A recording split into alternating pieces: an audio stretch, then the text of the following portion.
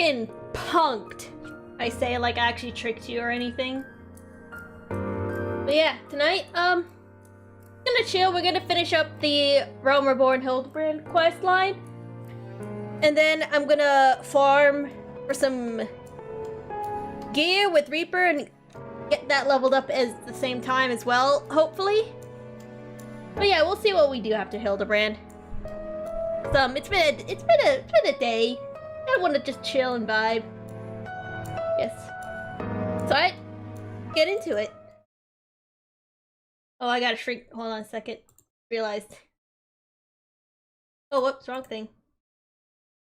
Gotta make myself smaller. That's better. That's better. Now I can actually see the chat on screen. Wow. I don't understand,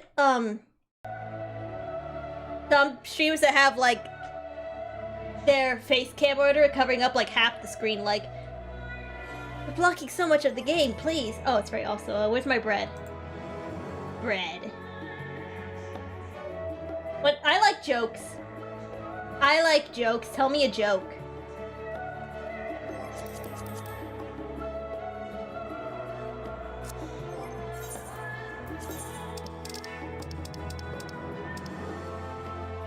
Look at that.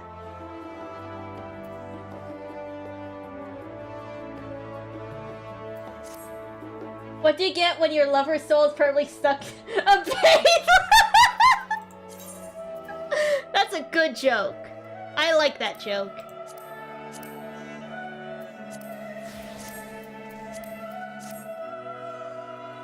Anyway. You gotta resume this. Almost done with Hildebrand. And also, I've been coughing recently. I don't know why. Like, all day I've been fine when it comes to coughing. And it's just all of a sudden, almost as soon as I get home, it's just like, are you ready to cough a lot? It's like, why would you do this to me? And I do have an idea. Not sure how it's gonna really work, but I'm thinking of that when we switch to the farming thing. I'm gonna turn off the in-game, like, turn down the in-game audio. Play the videos, and then have the videos, like, on the screen covering the chat, the in-game chat. You know, like those old, what's it, like, frame in frame? It's like, you know those old, TVs where it was like a feature where you could have, like, one channel covering up most of the screen, and then, like, in a small box in the corner, it's just, like, the other channel that maybe someone else wants to watch or whatever. I don't know what I'm saying. How are you guys?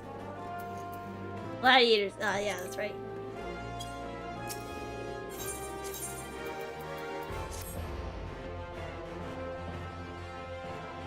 That's just what I'm thinking.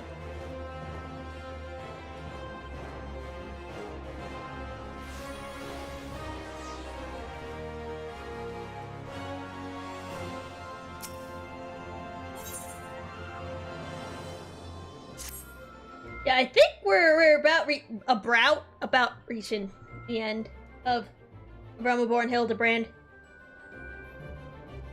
There's no more fights or anything, that much is certain.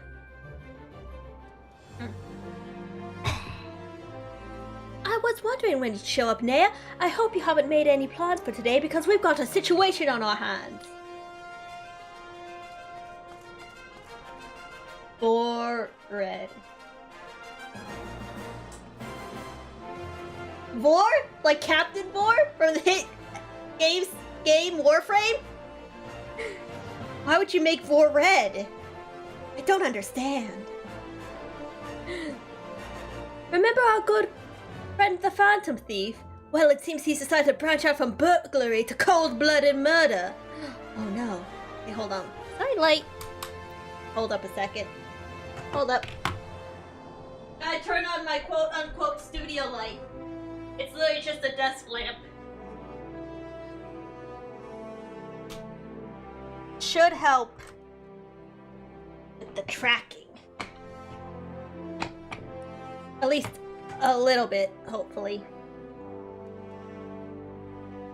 If the rumors are to be believed, he's claimed 3 victims already, all influential members of Ul'Dan's society. Mr. Many Faces has been kind enough to leave one of his signature calling cards at every scene, leaving no doubt as to the identity of the murderer.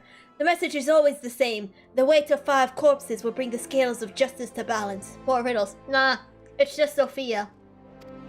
Not that you'll hear me complaining. No, the only thing my readers like more than a good mystery is a good murder mystery. Moira. Ever since the story broke, the Mithril Eye's been selling like Pond's cakes. The only rub is that it's left me no time to look into the thief's lost message. Until now, that is. Shall we? The hidden treasure of Ul'Dan, was it? If there is anyone who can shed some light on this, it's you-know-who. The Sun-Silk Tapestries. I frickin' spat. Where is that? Right by the 8th, right? Tell me why, ain't nothing but a heartache. And tell me why. And no, part of the reason, I want to do, like, well, oh! No, that, yes. I don't know why it's doing that, but got a pet. Yep, get, yes. Life is good. And I figured out a way to get, what's, like, the, video title back up playing on the, overlay again. So this is absolutely kind of a minor flex about that. Well now, if it isn't my favorite venture and my favorite Mithril Eye reporter along with her, tell me, what have I done to deserve the pleasure of your company today? I see, as much as I'd like to help 2 lovely ladies, I'm afraid you found old Waymon at a loss. Ul'Dan has more than its fair share of treasures, hidden and otherwise. I reckon our phantom friend could be after just about any of them. I can't tell you this much, though. Whatever this thief's got his eyes on, it's got the Sultan sworn out in a right dither. What has it they formed a regiment or their best and brightest to safeguard the royal vaults from this very threat? Words. The Sultan sworn out aren't like to be forthcoming with information, but it's the only lead we got. Come on, now I'd say it's time we paid a visit to the old Heart of the Sworn. I read the wrong I used the wrong voice, didn't I? Oh well. Oi, hold up there, Ellie. I ain't generally the worrying type, but you may want to think twice about getting yourselves involved in this. Mind of my business develops a nose for danger, and this time the stench is something pretty fierce. You're a poor Ellie, and a fun one at that. Don't put that pretty neck of yours at risk trying to play a hero. Your concern is touching, but I can assure you I'm ready for whatever dangers lie ahead. Besides, being a reporter is much more than selling papers. I have a duty to seek out the truth and convey it to the people. Come, time is of the essence. Come, hero! Come, samurai! Put on a good show! I never freaking know where anything is in Ul'Dan, even though it's one big circle. Come, samurai!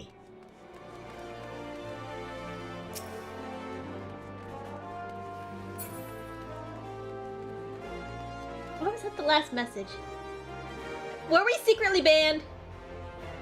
No, we are not secretly banned, I think.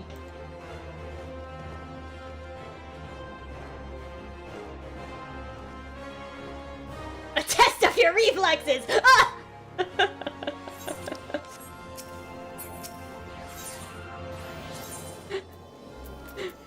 Not my reflexes, no! Anything but my reflexes. Why would you do this to me?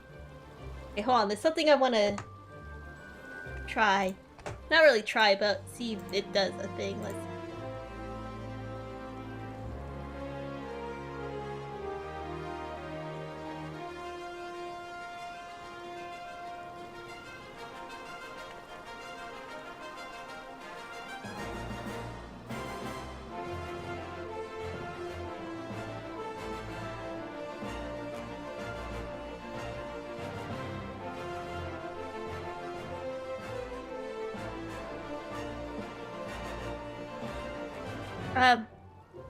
Okay, yeah, I think...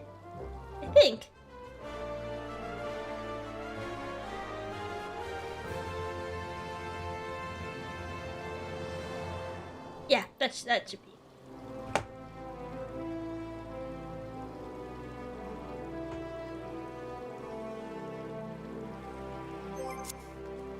Ah, there, okay.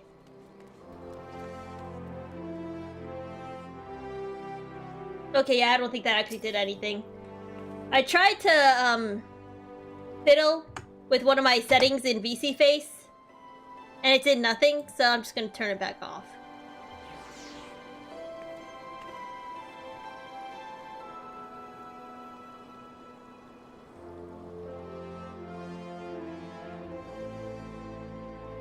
Unless...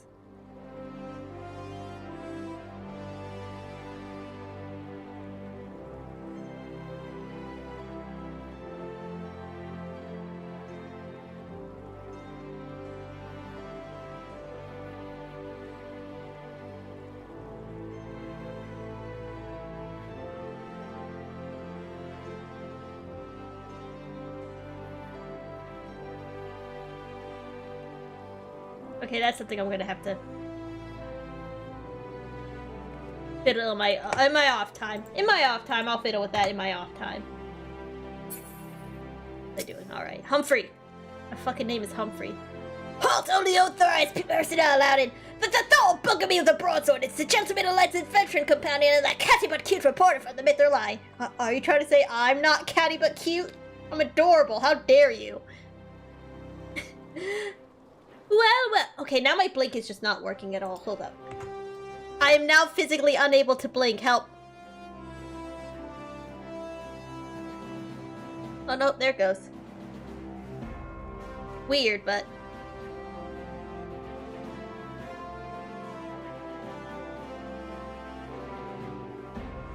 that was bizarre. But okay. I can blink again. It's a miracle. I can blink. I can blink. Well, if it isn't the self-styled warrior of light, tell me, what tall tales did you spin to the Sultan's Sworn recruiter to land yourself in this position? Well, only the 12 souls truth, miss. Seeing that gentleman of light standing tall and triumphant that day, it moved me to the depths of me soul-like. I vowed to put aside my sketchy past and serve the realm just like my hero Master Hildebrand. The Sultan's Sworn were impressed with my commitment and my sword arm. They gladly welcomed me into their ranks. Wait, don't tell me! You've come to assist Master Hildebrand in his investigation, haven't you? Cool! Why didn't you say so sooner? It's the least I could do to help the two ladies who united me with my role model. You'll be wanting to speak with Phyllis. She's one of the Sworn's best, and something of a history buff, it seemed. When she heard the thief was targeting the four relics of Belladia, she personally stepped forward and volunteered to lead the investigation. Anyone has the information you're looking for, it'd be her. Coffee nice and warm and toasty after a shower when the air is cold. Yes.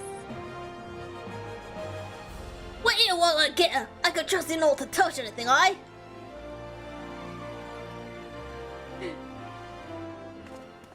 Was my chat good? Okay, yes. Yes. Okay. All is good. A pleasure to meet you, Phyllis. My name is Ellie from the Mithril Eye. As you may have heard, we're researching the Phantom Thief case and would appreciate any information that may shed light on recent events. Okay.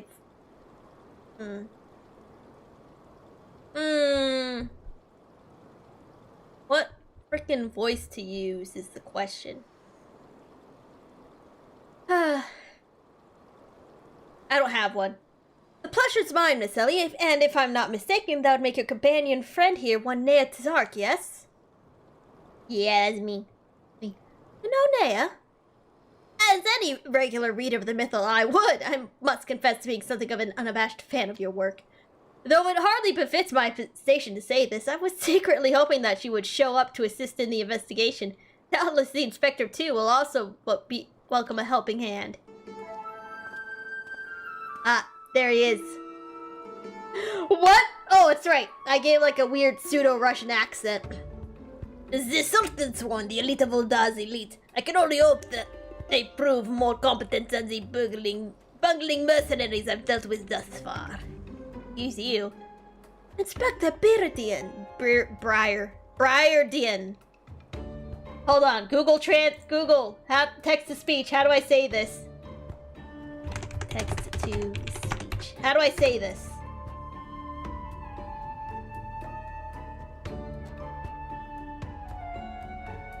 Briardian. How do you say this? No, I'm not a robot. How do I say that? Briardian. Briardian. Thank you. Thank you, internet. Very cool. Briardian. According to text-to-speech. Stiffy. Inspector Briardian. Always one step ahead of us. Miss Nelly. Nea. A moment if you would. Right there. Very good. Now, face me and don't move an ilm.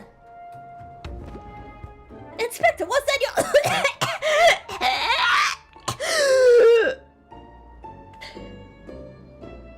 Good God, you almost murdered the lady. Demasking dust. A formula of my own devising that will allow us to see right through the thief's disguises. Analyzing the mask left behind the vest for a bay, I was able to identify its composition and synthesize a counteragent that would dissolve the disguise whilst leaving the wearer's face intact. In any event, it would appear the two of you are indeed who you appear. Brilliant, Inspector! The Fountain Thieves pulled the wool over our eyes for the last time. I fear it won't be so simple. The ingredients necessary to produce the dust are exceedingly rare. Even with the entire... Oh, is everything's good on my end. It's just... Okay, it's fine. Even with the entire resources of the Sultan's Fort at our disposal, we were only able to produce a limited supply. Bruh. I see. Well, I suppose it's better than nothing. That said, have you been able to identify the thief's next target?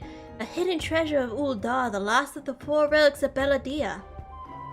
I fear not. I've poured through the histories time and time again, but the only mention of these 4 relics is a vague reference to an old prophecy. Most serious scholars consider it little more than a fairy tale. When darkness falls and hope fades to despair, 4 warriors born of light shall descend in the righteous glare. The legend goes on to describe 4 sacred relics, one each possessed by these 4 Baldean heroes, but makes no mention as to their appearance or nature. 3 times we have tried to identify the thief's target, and 3 times he foiled us by making off with something else entirely. Needless speculation will only play to the fiend's strength. All artifacts of Beladean origin have been sealed within the royal vault, and a regiment of our finest assigned to its protection. I furnished all the guards with a supply of demasking dust and instructed them to be on the lookout for any suspicious personages. The blackguard will be in chains before you can lay a dirty hand on the vault doors. Let alone the treasures within. Yeah, I would, Lee. Milady. Bing. But there are even more disturbing matters at hand. Doubtless you have heard of the recent rash of murders perpetrated by our quarry. The Swordsworn have launched an investigation, but the truth of the matter is that we may have been far too occupied with the defenses of the vaults to make any meaningful progress. We'd be most grateful for any assistance you could offer. A lady asks, and a gentleman answers! Wrong voice. It's supposed to be Krong. Hey, Peter! Sorry, wrong good. Oh yeah, it's all coming together. Oh yeah, there he is. The man, the myth, the legend. Ba-da-da-da-da-da-da. Ah! Oh yeah. Justice all word from your heart, my lady. Hildebrand, agent of inquiry, inspector extraordinaire, has arrived to set right what is wrong and bring the wicked to justice. And this must be the demasking dust that's the talk in the palace. But you need not waste your supply on me, Inspector. I assure you that I am exactly who I claim to be.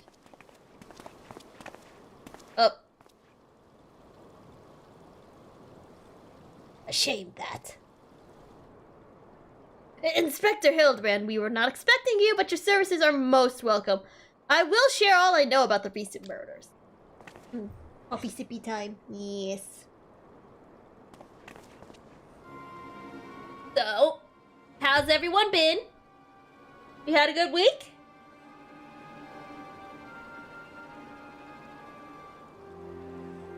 The killers claimed 3 victims thus far, the head of a publishing consortium, a high-ranking government official, and an influential scholar.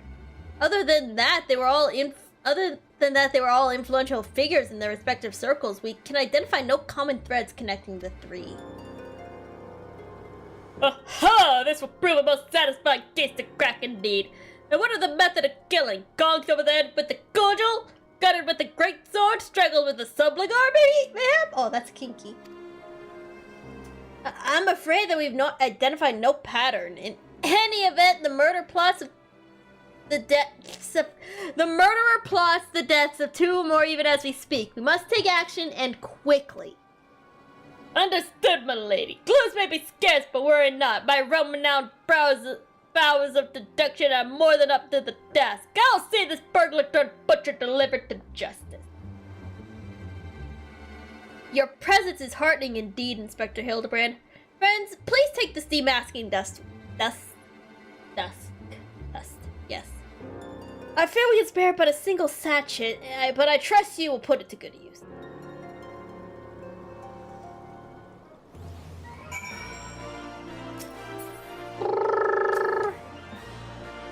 Come to accompany me on yet another case, friend. I like your gusto. But if you're auditioning to be my assistant, I fear the role's already been filled most ably. Still, a gentleman welcomes the support of all his admirers. I shall henceforth name you thusly, Naya, my ever-loyal associate. And now, my ever-loyal associate, the investigation calls. I propose that we begin by inspecting the site at which the most recent victim met his demise. By questioning about the palace has revealed that the skull of his body was found not far from the 80 sins of Sasimo. Even though circumspective criminals cannot help but leave behind clues that may not elude my gaze. Friends, let us be off. Pray alert me should you see anyone suspicious, my ever-loyal associate. You must put Miss Phyllis's demasking dust to good use. I think there's something up with the stream. Looks fine on my end.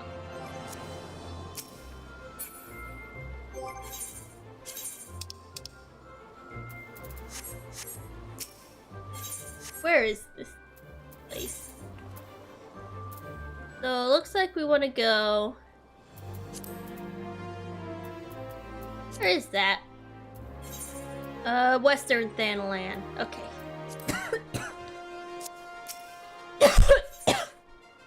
Western. Yes, there we go.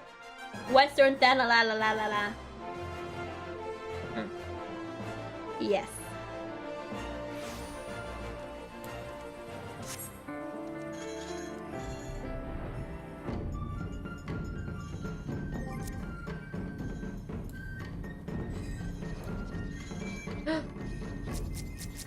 Alpha!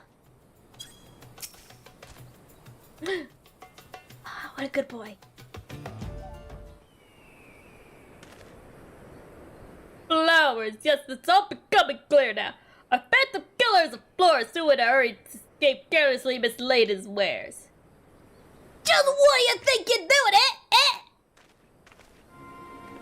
I'm the one who put those flowers there, to honor the memory of my poor boy. You dare defile his memory, 1,000 pardons, my lady. Please accept my most sincere condolences on your loss. I am Hildebrand, agent of inquiry, inspector extraordinaire. Swearing on my own dear mother's name that your son's killer will be brought to justice. Ahem. As I was just saying, these flowers were clearly placed by the family of the deceased, which can only mean... Leave this place! Run away while I still can't run far, far away! Run, I'll turn you into a zombie, just like my poor boy! Nani? A living person turned into a zombie? Nonsense. No nonsense, my boy. History. Have you not heard of the horrors of the Syldia, Iudor sibling nation which we waged war centuries ago? Much blood was shed on by both sides, aye, but I speak of a far greater horrors than death, and an only draught brewed by Sildin alchemist, one with the power to turn the living to the undead. That is nationwide command an army of mindless, deathless soldiers, the traitor spurn. They turned my poor boy into a heap of rotten flesh and ran him through, but you won't hear that from the Sultan Swan. God alone knows why, but they whisked the body away before I could so much as pay me last respects. burn. I heard the stories, but I never thought them true.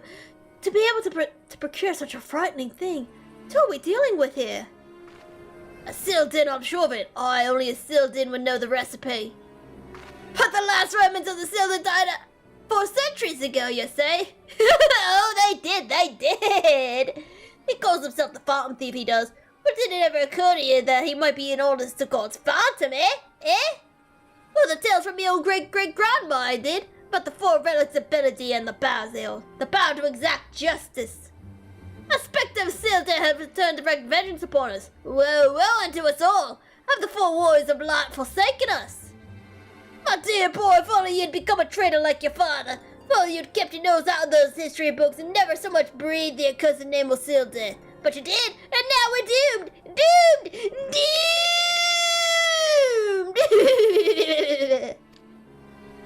Goodness gracious, lady. Goodness!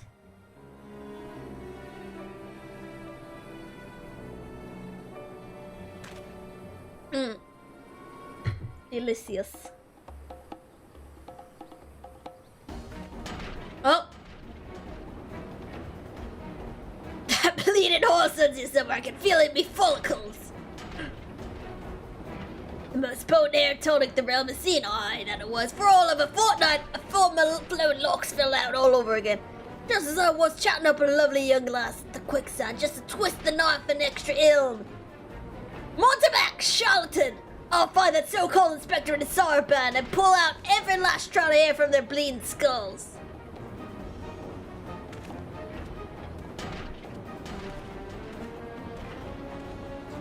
It's all, it's all coming together. Look at those noises.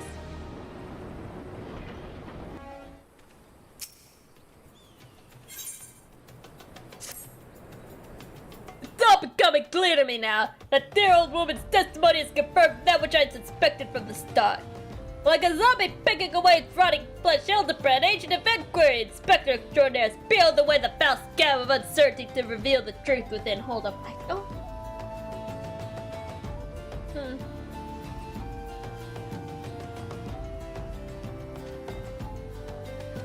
I think everything's fine.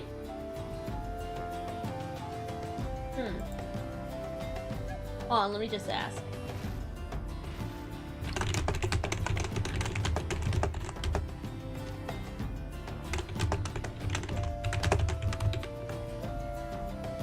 It should be fine. I think it's fine. Okay, no, okay, yeah, it's nothing. Nah, it's nothing, it's just...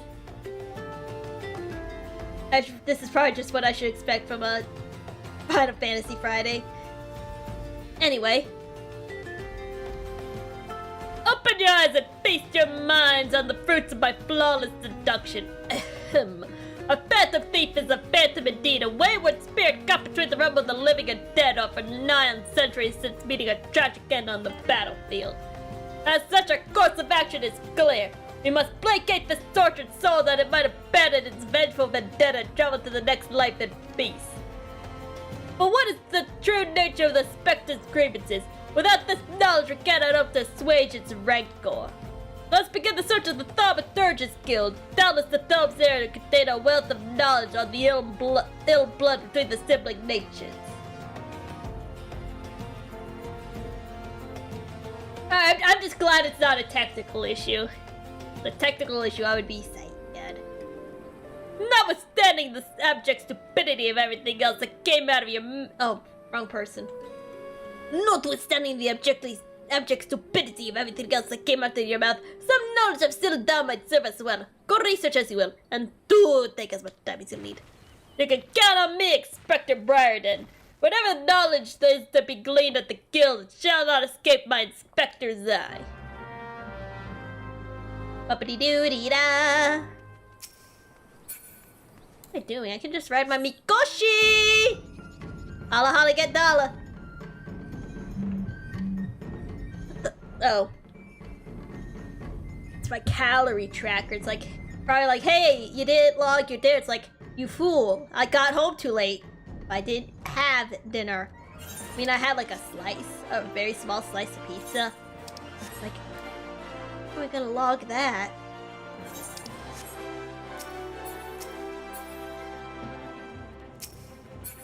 Oh, it was homemade pizza too, so it's like, I don't freaking know.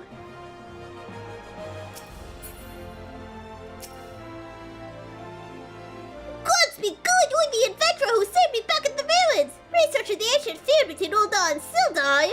Why, I'm pleased to say I have more than a passing familiarity with ancient history. To understand the history of the sibling nations, one must go back further still to the birth of the mother nation, Belladia. The 5th Astral Era was an age of untold wonders, when the arcane arts burgeoned and great civilizations that commanded such powers flourished. This age of enlightenment will not last, however. Power bred avarice, and avarice bred resentment. It culminated in the War of the Magi. Magi? Magi? Magi? The Magi, which brought the great floods of the 6th Umbral Calamity, which in turn swallowed once proud nations and left a battered wasteland in its wake. Mages were reviled and persecuted for having caused this catastrophe, with many forced to leave their homelands or face death. It was a small band of these survivors that found their way to Thanalan, where they would found the nation of Belladia some 8 centuries ago. Imagine a government of mages, by-mages, and for-mages! What wonders might have been brought had the Belladian civilization survived to this very day! Alas, this was not meant to be!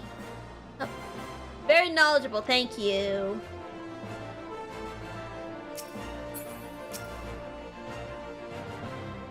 Greetings, traveler. You would learn of the war between Ul'dah and the fallen Sultanate of Sildar. It would be my pleasure to enlighten you. The two city-states coexisted for several generations until the bad blood between them boiled over, culminating in outright war. As you might deduce from the present state of affairs, Ul'dah emerged victorious, leaving its once proud sibling nation smoldering ruins. As the histories tell it, the battles fought between the sister nations were the stuff of nightmares.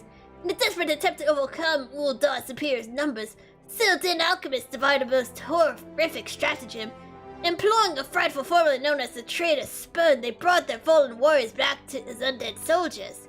Some theories have it that they even employed a potion on those of the living who were too weak or wounded to fight. Sent shivers up the spine just thinking about it, no? It's truly a crowning glory of our fair nation that our forebears were able to emerge victorious against these horrors. Erasmus! What a freaking name. You don't say. It's not every day someone comes to our halls to research Sildar. As a fellow student of history, though, I'm more than welcome to conversation. Belladian civilization flourished in relative peace until the twin sons were born to the royal family. The two were fierce rivals, and when they came of age as their father passed, each one claimed that he was the rightful heir of the throne. When neither son wanted to relinquish his claim, they agreed to split their kingdom in two, forming the twin nations of Ul'dah and Sildar. But not unlike the two proud princes, the sibling nations held a penchant for rivalry.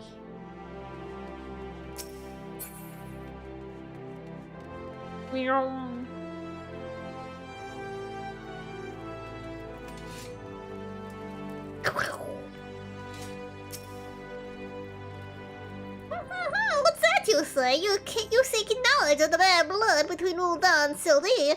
I suppose I can spare a moment or two, but take good notes. I'm not fond of repeating myself. 2 scales, one of gold and one of silver. The gold of Ul'dah weighing prosperity and power. The silver of Sildar weighing knowledge and power. But the power sought by the two nations differed greatly. Yes, greatly indeed. The power wrought by Ul'dah in prosperity was that of justice and good, while the power wrought by Sildar in knowledge was horrific beyond belief. The power to rip the living soul out of a man and render him a mindless, killing machine. On this matter the histories are clear, but riddle me this, friend. Who writes the histories, and what does this say of the words written within? Yes, truth can be elusive and fickle as the shifting sands. As one example, did you know that in the war against Sildar, Ul'dah and Al-Mijah warriors fought side by side? Likely you did not. Neither did I until I encountered a faded passage in an ancient text buried deep in our archives. And yet, the histories read by the populace, you will see no mention of this most fascinating fact. Might it be that someone at some time needed this particular truth less than convenient? But I've said enough already. I see. My cheeks feel weird after I had to do a weird thing with my mouth to make that voice. kind of like had to like suck my cheeks, the corners of my mouth in. It's weird. My ever loyal associate, tell me, what have you learned from your questioning of the scholars in these halls? Indeed, as it happens, I've learned much the same. Let's take a moment to review and allow my fearless powers of deduction to work their magic. A war of succession divides the great civilization of Beldia, giving rise to the sibling nations of Ul'dan and Sil'Di. The two nations coexist for some generations until ill blood boils over, culminating in outright war. Daunted by Ul'dan's superior military might, Sil'Di employs their advanced alchemical knowledge to horrific ends, transforming their own citizens, alive and dead, into a fearsome undead legion. Yes, I believe I have it. The facts at hand have led me to one unassailable conclusion. A phantom thief is a descendant of the doomed Sil'Di who seeks vengeance against those who reduce his countrymen to slavering zombies. To pacify his soul and send him peacefully to the next world, there's but one course of action. We must find the Sil'Di statesman who conceived this dreadful stratagem and have him apologize to the thief in person for the suffering he has wrought. Oh, Hildebrand. My coffee is already cold! A brilliant plan. Perhaps you'd like to go find yourself a shovel and dig this statesman out of his grave yourself. Leaving aside this nonsense about spirits and specters, it appears increasingly likely that the quarry shares some link to Sil'Di. His garish garb is no doubt meant to evoke the silver scales of the fallen sultanate. And this Sil'Di connection would also serve to explain the rare knowledge of the Beldian relics our thief clearly possesses. What of the murder victims? What common thread amongst them could have incurred the ire of our adversary? A few people in town spoke of a man sighted calling upon the victims in the past days. Those who saw him said he had a most frightened air about him. Wait, yes, it's coming to me, of course!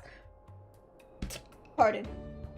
My keen investigator senses ring out with a voice loud and clear. The man Miss Ellie speaks of just might know something. You really should stop thinking so hard. You're likely to strain a brain muscle. Miss Ellie, who is this man and where might we find him? My sources indicate the man as a Guguria, a traveling merchant known to frequent Horizon. Shall we pay him a visit?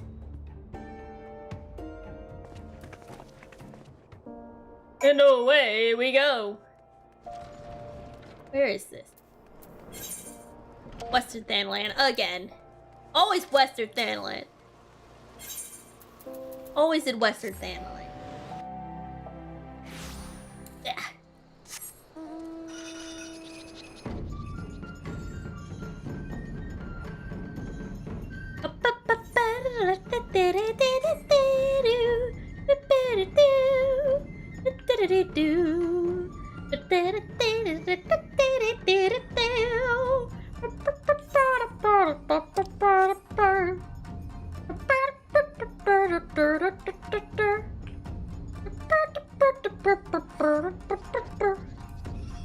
There he is. There's our man.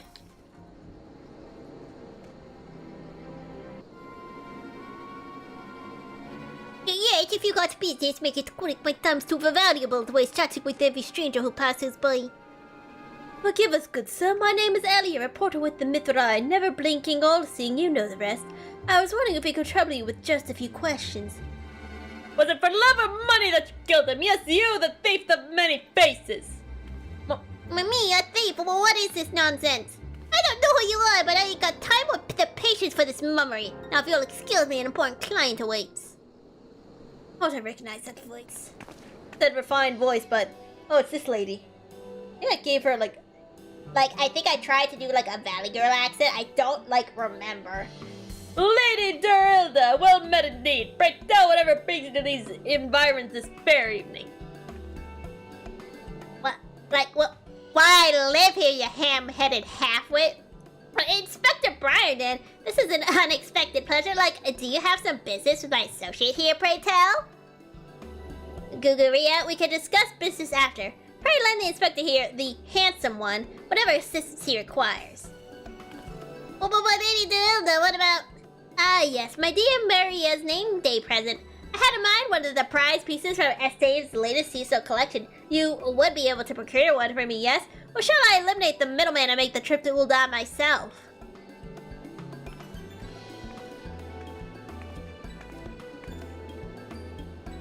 I'll say it once more, Guguria. I expect you to give the inspector and his companions your full assistance. They, yes, even this stupid one, helped me regain something truly priceless. Yes, something more valuable than any mere trinket. Okay, bye! Bye, lady. Bye-bye.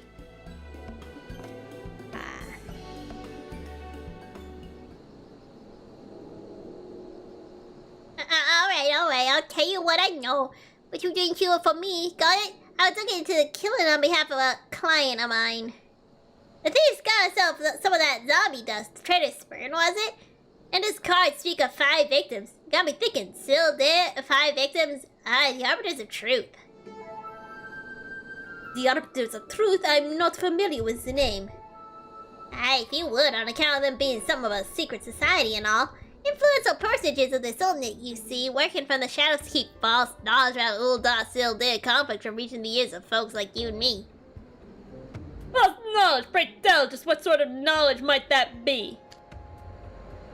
The doll's balls, don't make me say no more, I got a family to feed. Very well, just tell us one last thing. Who hired you and where can we find him? Hob, his name is Hob. What he heard what I said? He told me that he was gonna sail for Lipsa with his 5 best sellswords got his back. What's happening here? Hildebrand quest. Mr. Gilderoy, aren't you supposed to be dead?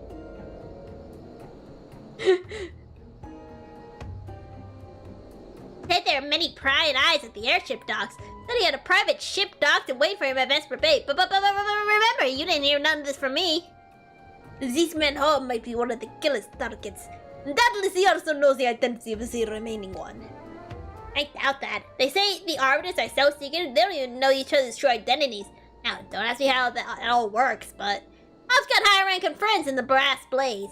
Once he heard the victims had been all zombified, he panicked. Guess he knew he'd be next.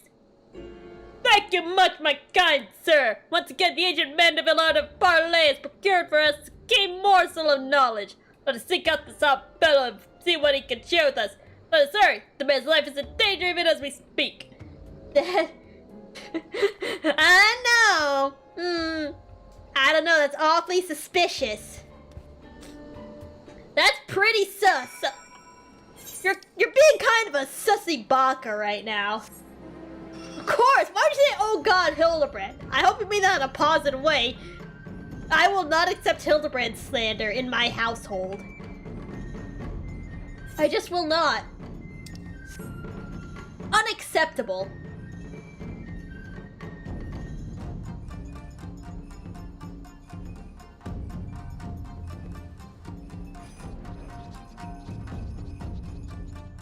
Oh. Man, I might have to go for another cup of coffee soon. Oh, Master Hob, is everything quite alright? No, stand back, Ellie! It's a zombie. Oh god, look for your brains! Sorry, I have a single brain cell. It's not gonna be much. Not gonna be much, I tell you that. Damn, they're still saving the man. Hey, do what you must. Yeah, I'm gonna slaughter him.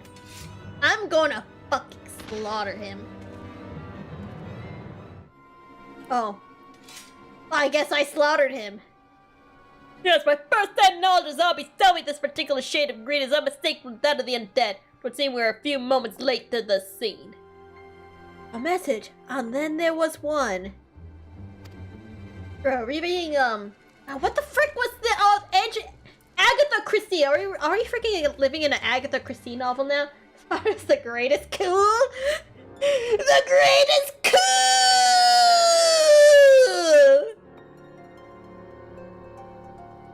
There it is again. Me something the matter, Inspector? Indeed, Nashi, there is. Ever since I picked up the trail of the phantom thief, I have this fleeting sense, a sense of someone or something is watching us. That thief might be close at hand. We should be careful. For the moment, let us return and report our findings to Miss Phyllis. Secret society or no, knowing the identities of its members may yet lead us to the final victim. Nipples. I too had best return to the Mythal Eye. Let us meet up again after. I'll see what new clues I can uncover in the meantime. You will do nothing of the sort, Miss Ellie. These streets are far too dangerous for you to walk alone. Inspector, I'll go with her. If you insist, Nasher, then I give my leave. But pray be wary! Not just of the thief, but of Miss Ellie. She has quite the temper, as we both know.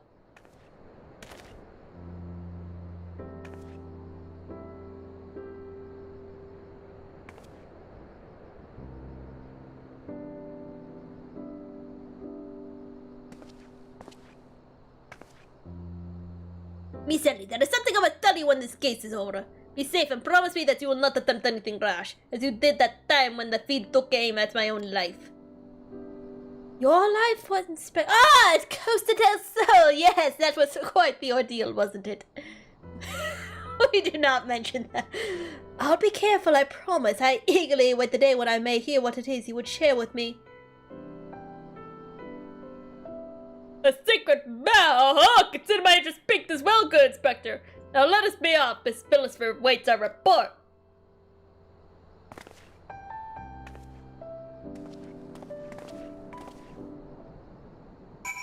Sneef, sneef.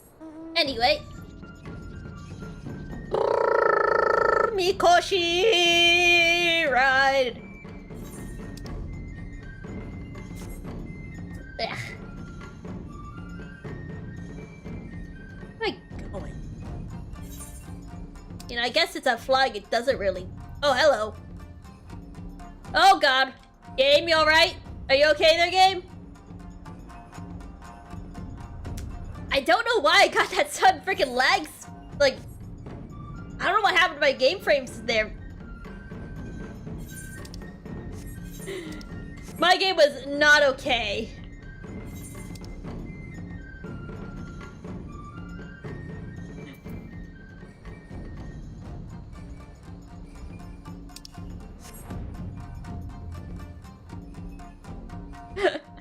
That's never happened before.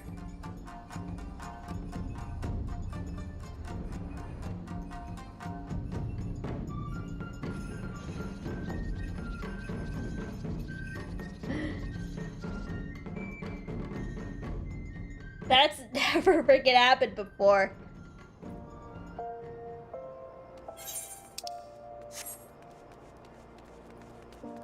Hold on. I'm going to make use... Wait. I'll just go through then.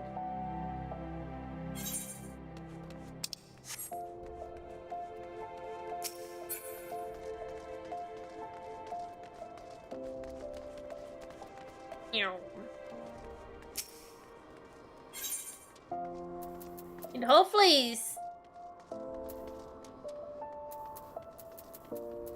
Where is it? Where is this? Where's... Oh, yes, it's the alchemist skill. That's...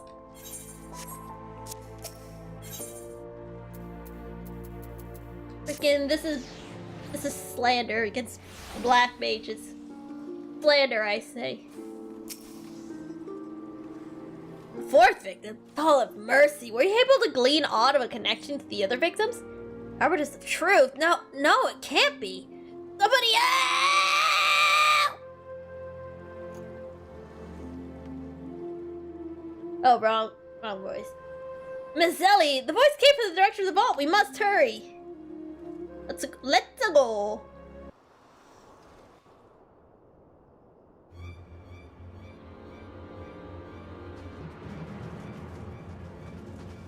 Miss Ellie, are you good? Lambert, I thought to ask him a few questions, but before I knew what was happening, it was upon me. I could only... Bash his brains with a conveniently placed bottle of meat, it would seem. Remind me not to get your bedside, Miss Ellie. That said, is Nasher not here with you? She saw a figure looking in the shadows and went off in pursuit before I could stop her. This man was Yara, Sultan Sword Squire, yet his face is unfamiliar to me. Something is amiss.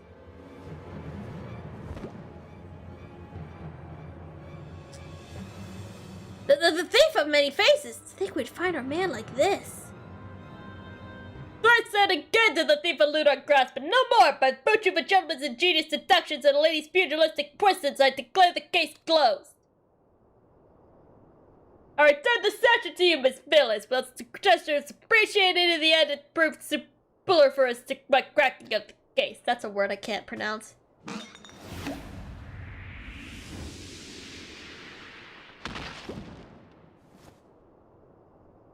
What do you like? Is there anything else of immense value that you'd like to wantonly destroy?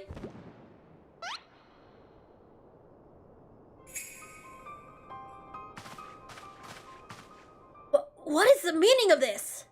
Ah, the old double layer. Ingenious, a double disguise, planted by the thief to throw us off his trail, no doubt. This is Guig, one of my most capable men. I assigned him to guard the vault and outfitted him with an ample supply of masking dust.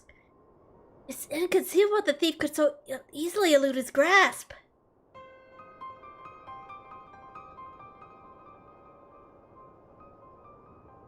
Unless the thief is not wearing a mask.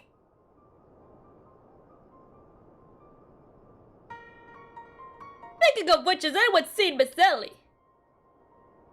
Well, that's impossible. Of course, it all makes perfect sense. For the phantom thief to thank for her burgeoning readership and rise to the ranks of the myth alive, Miss Ellie could not bear to face the possibility of her story of a lifetime coming to an end. And thus he hatched a plan too.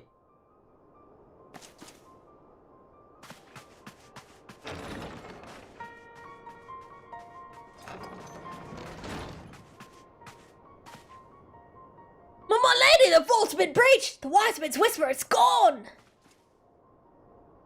For foul crimes against the soul, I hereby declare Ellie of the Mithril Eye, the thief of many faces and enemy of the state. Deploy all troops and do not rest until she's in custody.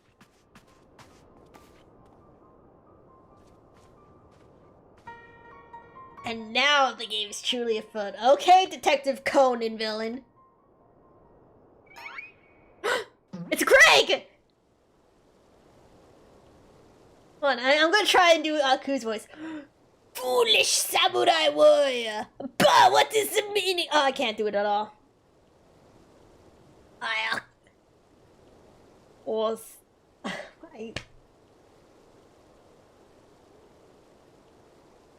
samurai! Bah, what is the meaning of all these racket and rumpus? And just as we are about to make our triumphant return, is it not so, Enkidu? I think I basically just gave him the same voice as Briarden, but whatever. Greg, Pog. Greg is very Pog.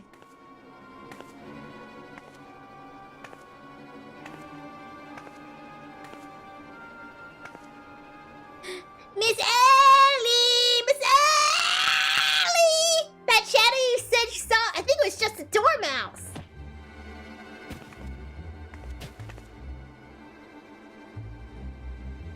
To think he'd literally stumble face first onto the second mask. His good fortune truly knows no end. But do not worry, yes, I dare say the Phantom Thief has another trick or two up his sleeve. Greg is Pog.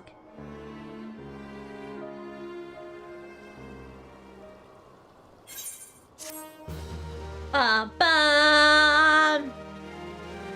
Ba-ba-da-da.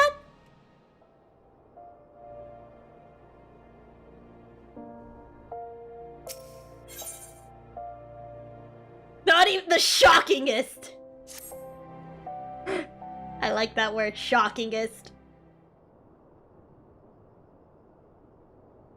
My ever loyalist soldier must find Miss Ellie quickly. Surely if confronted by her constant companion, she can still be convinced to abandon this fool plan.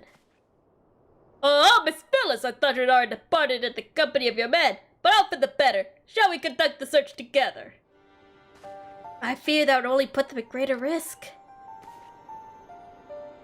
You see, the fifth and final member of the Arbiters of Truth, the Phantom Thief's final target, is none other than... Hildebrand Mander! Me. Mind you, it's not a role I sought of my own accord. My name and my passion for history are somewhat well known in the Sultanate. One day I had received an anonymous letter stating that a position in the committee had opened and that I had been chosen to fill it. The letter went on to enumerate my duties. To prevent the spread of historical lies that would sully the name of our illustrious nation, The high-ranking officer of the Sultan Sword always needed to be in a particularly unique position to serve as an arbiter. I knew that there were other members of the organization, but was told nothing of their names or identities. I think that my unknown compatriots were the victims all along. Cannot put any more lives in danger. I'll sequester myself in a place where my presence can cause no harm until such time as the killer is apprehended. The concern for our well-being is most touching, Miss Valens, but there is no need for such caution. As a seasoned inspector, I'm more than capable of protecting a lady in distress, and as a gentleman, that's exactly what I shall do. My associates here also stand at your side. Speaking of which, has anyone seen my loyal assistant? Inspector, over here!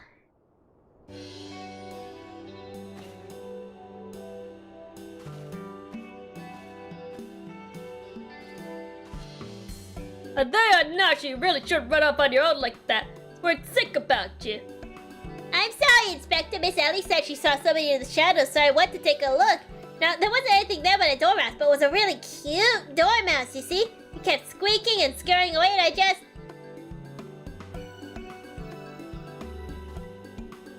Pardon me for a moment, Nashu. Yes, my inspector said speaks to me. Someone is watching us. Now, let's split up and canvass our surroundings.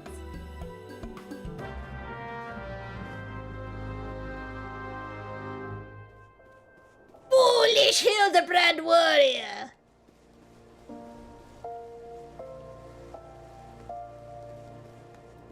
That does not do my throat any good. Like it all. A water-stained letter lies conspicuously on the floor. Be wary and be warned. Well, consider me warned. Hello.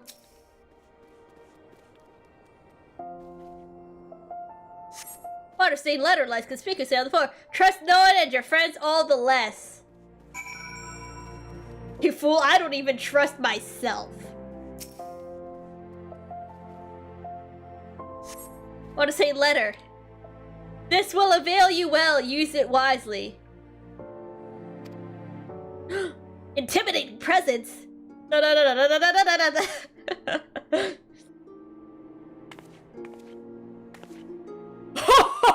It is my beloved son, staunch companion, the mighty. That's it. It is my beloved son's staunch companion, the mighty Nea. I was in the area on a matter of business, which I curtailed when I felt a suspicious presence from the shadows. Pursuing it led me here. Mayhap it is the same for you. Yeah, gotta step back from that man. Oh, so your pursuit of the thief of many faces has taken quite the unexpected turn, and now you have come upon a series of anonymous letters. Mayhap our watcher in the shadows is a friend, or this is but another trap laid by the feet. Oh, that voice is making me yawn. I'm like constantly breathing out. My deep. So it's making me forcing myself to yawn. Yes, the plot thickens like a dollop of salamander oil. In either event, I dare say the circumstances call for utmost caution. The thief could be anywhere or anyone, myself excluded, of course. No mere mask could replicate the physique of this man of ill man. That said, I fear my dear Hildy may be in over his head this time. Let me assist in your investigation. Were anything to happen to Hildebrand, his dear mother not be pleased. Oh wait, isn't there one more fight? Yeah, I think there's actually one more, raid.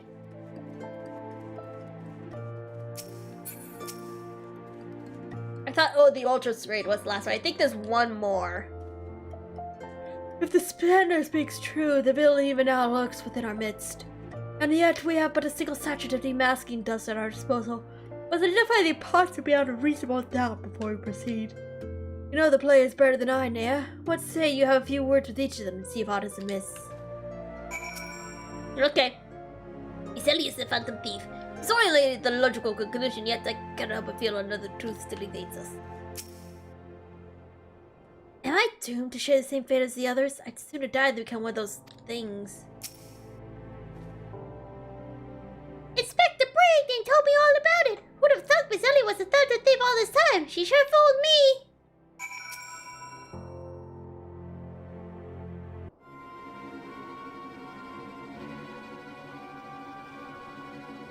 not particularly odd about anything you say. It stands to reason. The fiend would not take such a risk if he were not utterly confident that he could pull off the ruse. You should be watching this again, so I'm done my quest. I'm for support. Bro! You're spoiling yourself! Why are you doing this to yourself?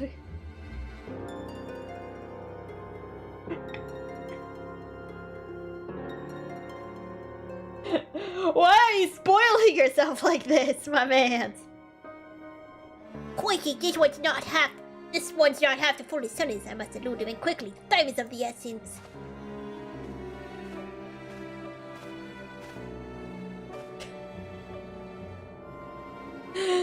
Bro! Bro. Can't just say that. Can't just say that!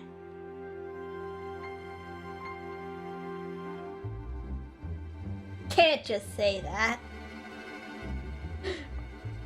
I question the Sultan's one outside. The man they insist they have seen not of Miss Ellie. Wherever could she have gone? But father, what brings you here? Oh. Too bad I did. How dare you? How dare you? Yes, finally the pieces are coming together. Now if you would kindly stand still and shut up, the fiend already stands among us. There's a fungus among us. Inspector Burden! I should hope you're not doubting me! While I'm quite convinced that even a master impersonator would struggle to recreate your particular brand of idiocy, the fact remains that anyone who has spent even a moment alone must be considered a suspect. The thief has proven to be highly efficient at assuming new identities. Astute observation, my calculating friend. I'd say this occasion called for a dose or two of that powder. Nay, you found earlier. There would happen to be another sachet or two lying about, would there? What remains of our supply has already been distributed to the search party. Were not, they should be reporting back within a bell's time. Thank you, chatbot. Ha! I might be against me, but just you watch. I'll wiggle my way out of this and turn you to the reeking, drooling corpse you deserve to be. I fear it's more time than we can afford, Miss Phyllis. Fortunately, a thousand deduction will lay the fiend's face bare within minutes. We know that given the choice, the thief prefers to impersonate familiar personages. As Miss Elliot only had passing interactions, my dear father, we can safely eliminate him from consideration. At least myself, Nashu, and Nay here. Nashu and I in particular have had a close and extended relationship with our suspect. To begin by questioning my known assistant, I assure you that none will know her better than I. Brilliant reasoning as ever, Inspector. Go on, ask me anything.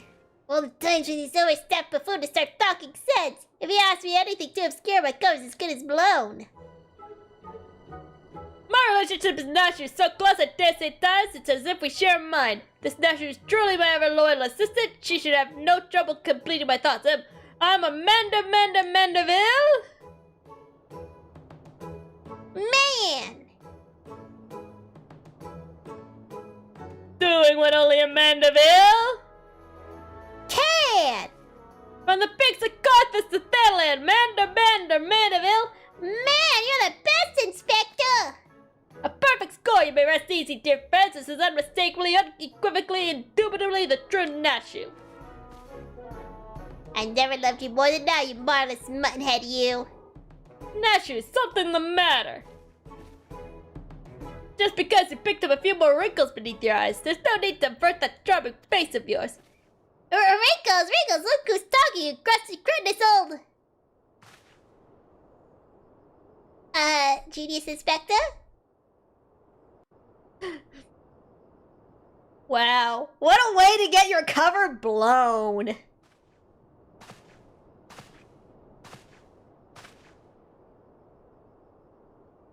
The charade is up, Ellie.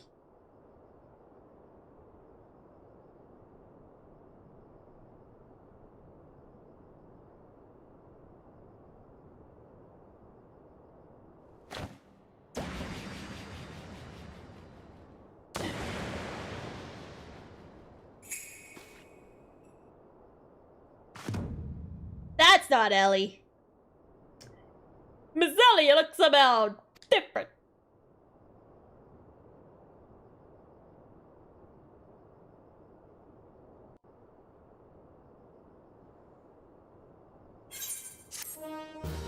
Ba-ba-da! Pocket sand! Pocket sand! Whoops. Who is this unfamiliar woman? What secrets does she hold?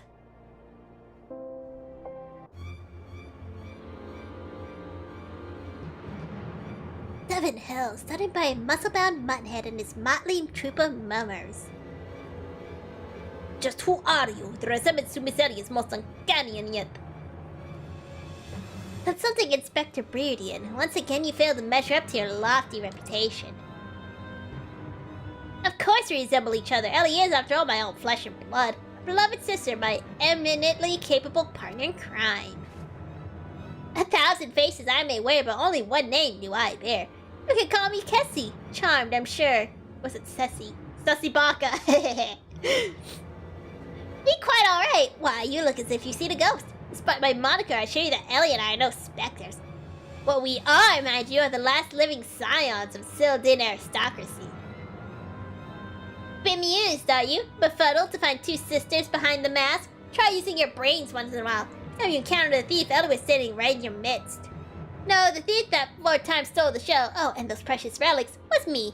Meanwhile, Ellie hid in plain sight, supplying me just the knowledge I needed to stay one step ahead of my pursuers. All while spinning the hair-raising tales of my exploits that won the hearts of this nation. We owe you a lot, truly. Why, without the tales of your hapless attempts to catch me, we could never have risen to these heights of celebrity. Miss Cassie, from a gentleman to a lady, I would ask you one thing and one thing only. Just what is it that you and Miss Ellie hope to accomplish with all your schemes? Justice! 400 years ago, Uldan dogs reduced a great nation to a nation of zombies. At long last, the cows that would still justify these foul deeds will suffer the same fate. Wait, history say that it was still they that turned their own men into zombies. The history's a lie, and you work for the shadows, silencing those who would speak the truth. You should have died with your fellows, false arbiter!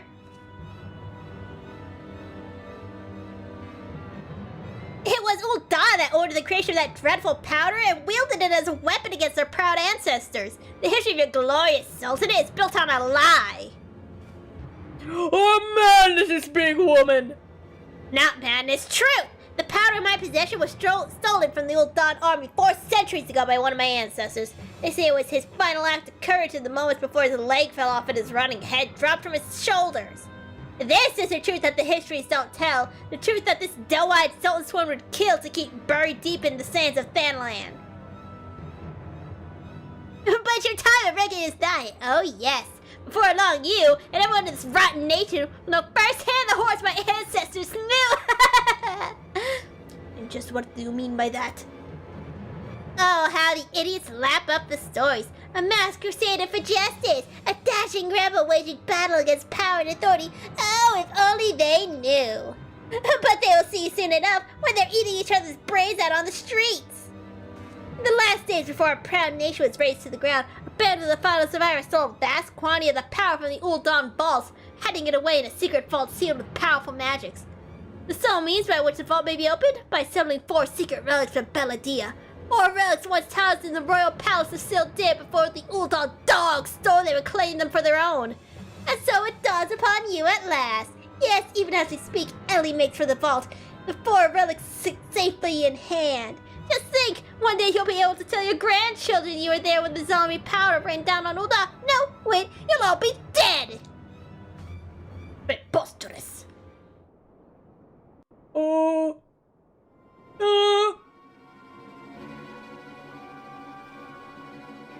But first to you, my dear. You will not even have the pleasure of looking upon the last moments of your precious homeland. Let your flesh rot like all your rotten lies. I think not, Miss Ceci! Hildy! Hildebrand! You idiot! Just for once, could you not get in the way?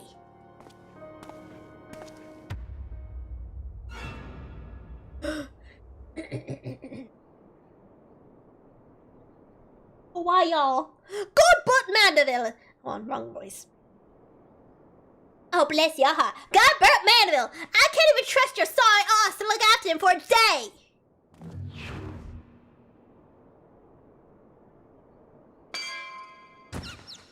Vicious. I knew it! That presence washing over us from the shadows! It was you, my dear wife!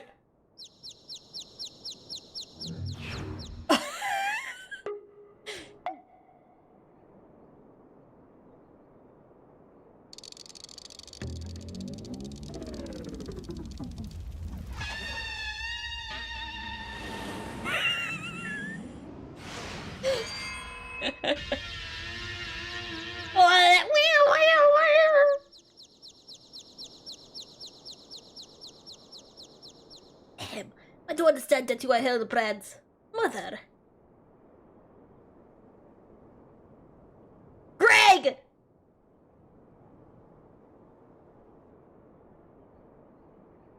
It's Greg!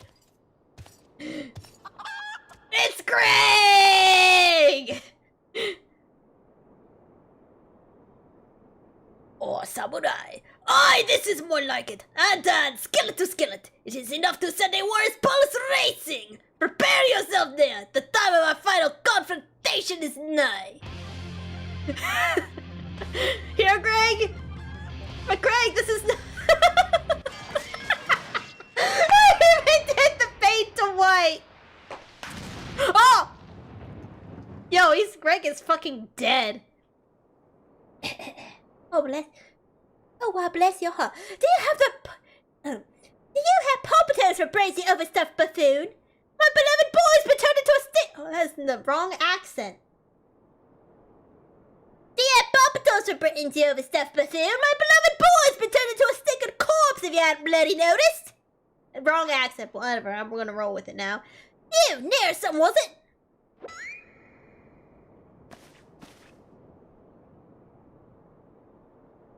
Please tell me all about your hijinks together. Pleased to meet you.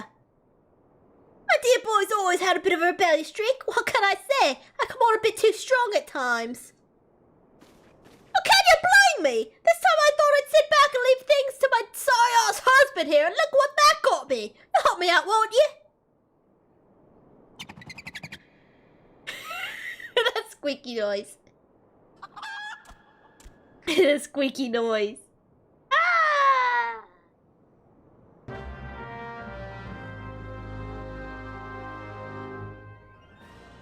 Well, give him a second. There they are. Rip Greg. F to my boy Greg. Hey, no, my dear boy, for the first time in ages, just look at him. He's great. Now that looks more blue to me. Fortunately, there's still time to reverse the zombie curse, and I know it's just the remedy. A vial of holy water. The ingredients are simple: a tad of silver rags and a vial of twice distilled water. Tin gold at the market stalks, the former and the latter you can procure from a trader by the name of Guest. Now hey! Once the poison spreads throughout his veins, no antidote will save him. As you meet them, I'll search for the bumblers bumbling assisted. With any luck, Miss Nash is still alive.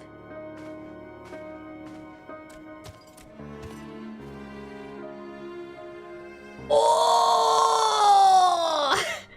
That's smart! You got Hildy! You're looking none too after yourself!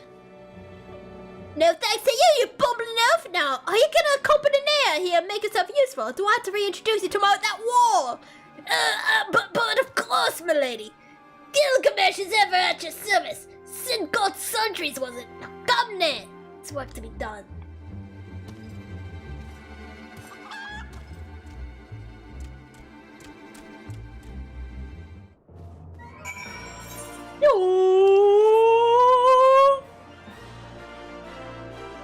Where is that? Sapphire Avenue, okay. Rip!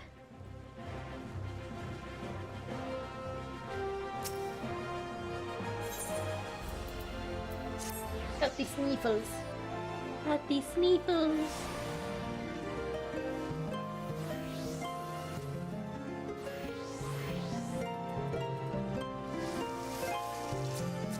Hold on.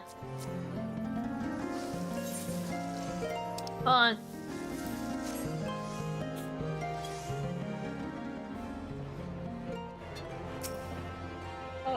My nose is all gross and runny. Ugh.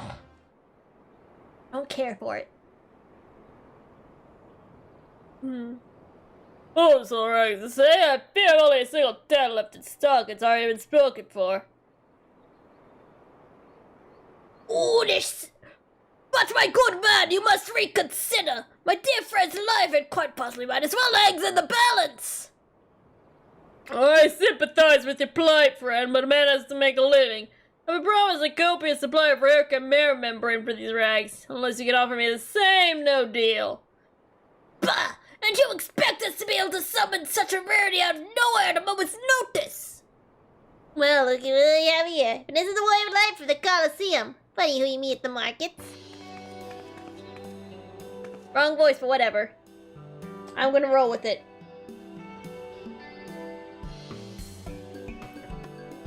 As it happens, I just returned from my training, and the slaying of 10 chimeras just happened my task for the day. It's chimera membrane you seek, you're more than welcome to a share.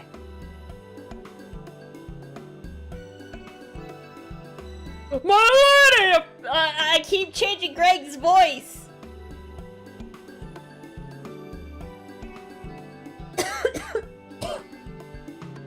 Foolish samurai warrior. My lady, you're far too kind! Don't mention it. If it hadn't been for Inspector Hilbrand near here, I'd still be tagged here with that slimy beast and cheating my way to fame and fortune. I'm a woman who pays her debts.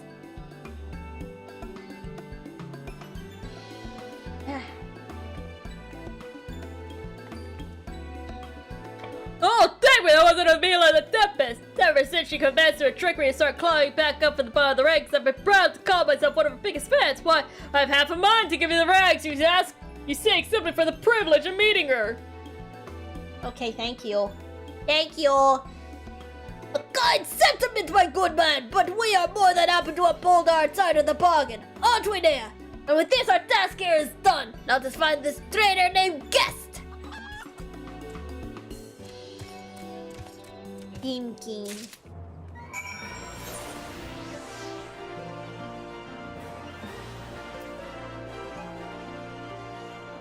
Okay, chamber rule.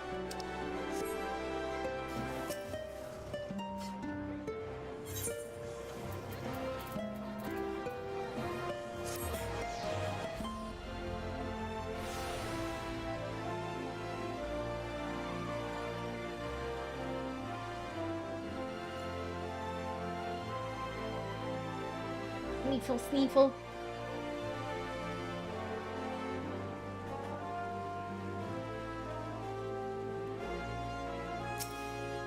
There's Greg.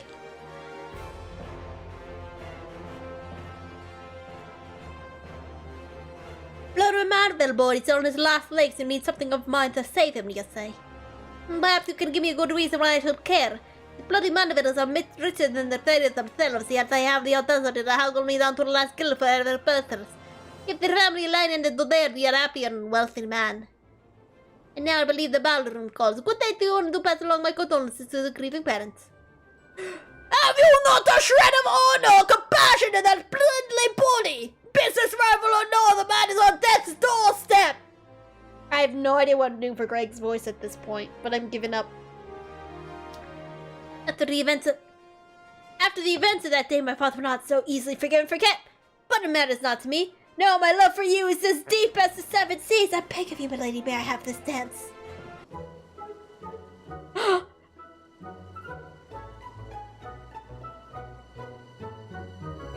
Oh, it's this fuckboy.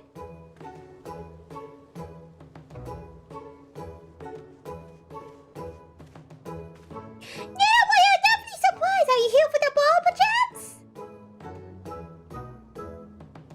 Heavens, the poor inspector! Well, if it isn't the leper's mirror in the flesh, what say you bid farewell to preening folks and scuffy adventurers and share it down to the cultured gentleman and befitting of your great beauty? Why, it would be a pleasure to honor both, my lord. It was like, score! Wrong. Provided you first provide my good friend Nea with a bowl of twice distilled water that she seeks.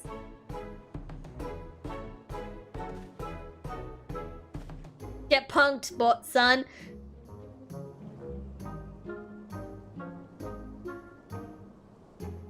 You don't know this woman, Bob. Not to surprise you would send them told me it. Take it. It's better worth its weight in gill anyway. Now, shall we, Miss Arabella?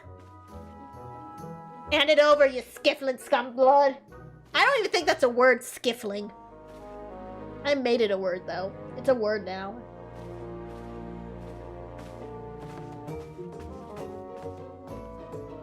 I knew Hildy to be a worthy rival, but to think he was this beloved by so many. Clearly this man would mourn his loss. Quickly, Nea, let us deliver these goods while there's still time to save him. I'm just gonna yell Greg's lines. I'm just gonna yell them. It's like, that should be good enough, right?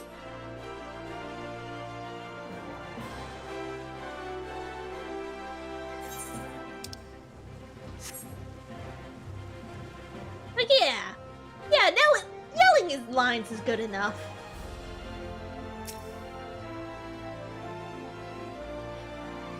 I trust the two of you won't come back empty-handed. Yes, here you go. Here are the thingies. That Archon loaf has been sitting in my key items for like several weeks. Oh, bless your heart. Ring, jang, jam, a damn. Well, that is brilliant. I'd take you over my muscle-headed half-wit of a husband any day.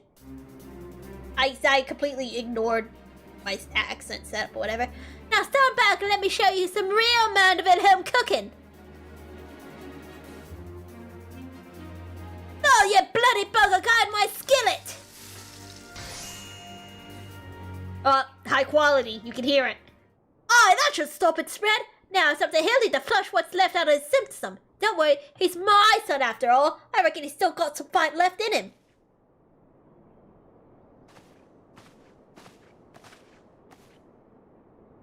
Look what I found. You're slumbering obviously in a rubbish-strewn corner, Berlin.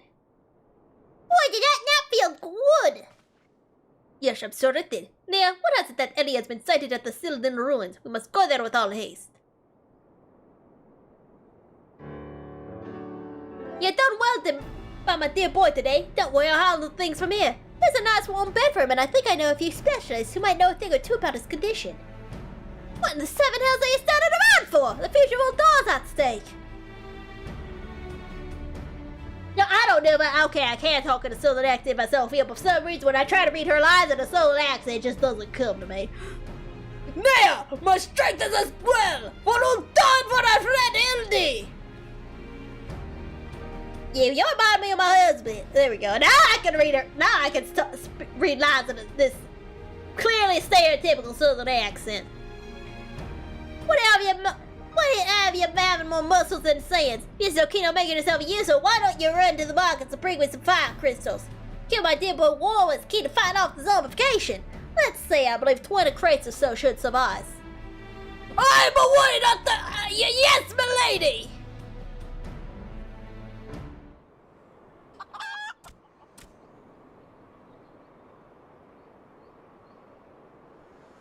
I say it, Gato! The burden we must bear simply to secure my long-awaited final confrontation with... Hold on, I'm fixing my camera. There we go. Okay. That said, the events of today are going to be cause to reflect. They and Hildy both. Oh, to be blessed with such veritable legions of friends, tried and true. But alas, not I. No, only one friend have I ever known, and she is long lost to me. You are a fine bird, and have given me great comfort in my travels. But you will never be exceeded by one true companion. Oh, my friend! Will you here with me? Even Nair cannot stand against our combined might. Well, we'll see, buddy boy. Oh, and Kato, wherever you may wander, heed my words and return here to my side. And Kato, do you hear me? And Kato! Someone's probably gonna be like, why are you yelling? Someone's probably gonna come into my room and be like, why are you yelling? You can't! Was that a flash from the heavens? It blinded me! And what? The crystals, where are they gone? Yo, fire, lightning, Keto, let's go! Hold on. Hold on. It's a bird, so I'm talking bird. That voice could be my faithful companion! Why must you always make me wait so?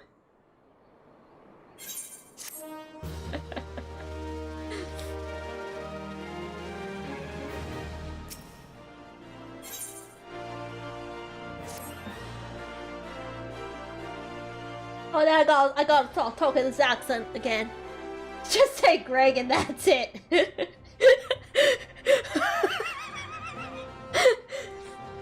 Greg. Okay, now you see. What are you doing diddling down around here? Let me jog your memory. There was a moonsick maid digging around in sealed-in excavations out with a mindset turning all down to the land of the walking dead.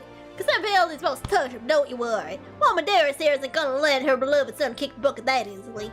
Well, we're off. Where is that? Central Thamalamaland, okay. Oh, Sniffly! I'm still sad, my coffee is gone. I think after we finish up Hildebrand, I'm gonna go make me another cup.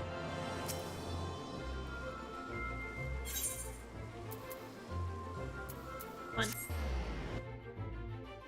But we're almost there.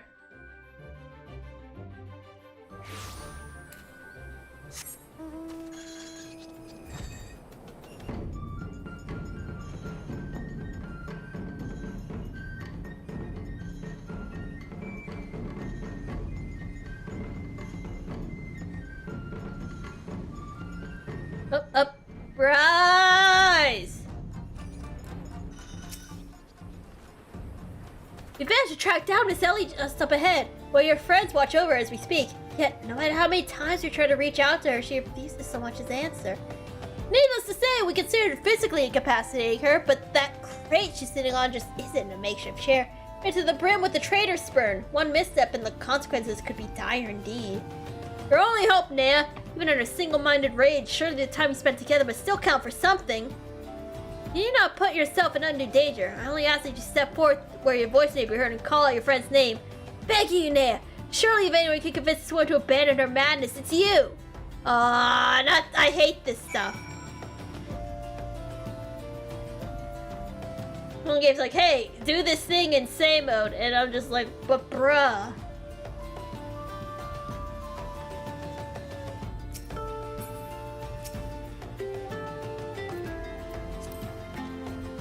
But if you say so, Ellie! Yeah, it's E-L-L-I-E. Ellie! Ellie, you son of a bitch! This isn't justice! This is genocide! Nea, I suggest you leave this place while you still can. I bear you no grudge, but should you so much as think of interfering, I will not hesitate to turn you into a zombie too.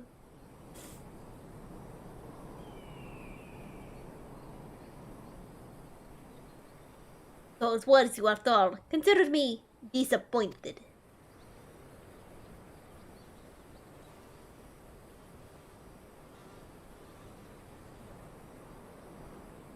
Your sister Cersei is already in custody. Surrender now and I will see that no harm befalls her.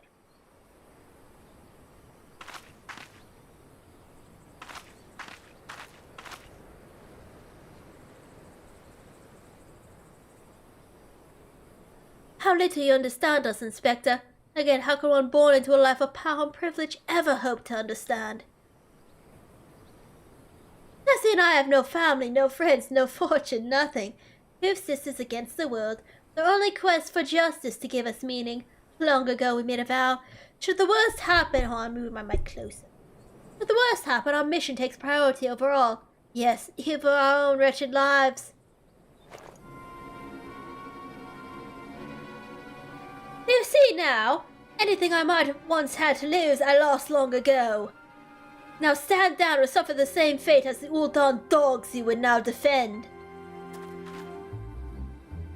Ellie, stop this madness! I'm sorry, Inspector.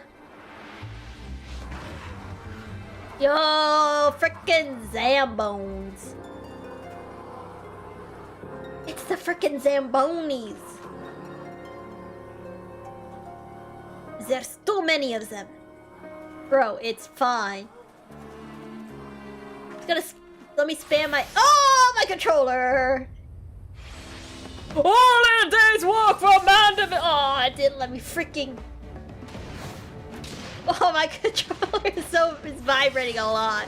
Ah, it's great. Look at him go! Look at him go!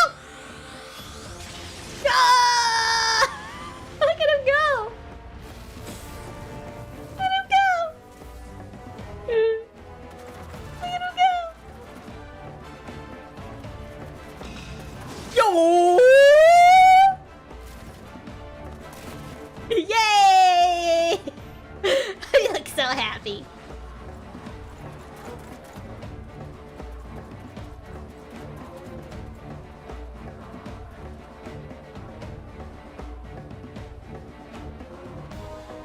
You only delay the inevitable. An entire legion of the undead at my beck and call. Face it, it's only with Inspector Hildebrand's ridiculously good fortune that you even made it this far. He's as good as 6 films under. Be forewarned, girl! Know that I speak from experience when I say underestimate Ildi, and you do so at your own peril! I'm afraid you underestimate me as well. No mere splash of holy water can stave off the effects of the traitor's spurn. The good inspector's luck has finally run out.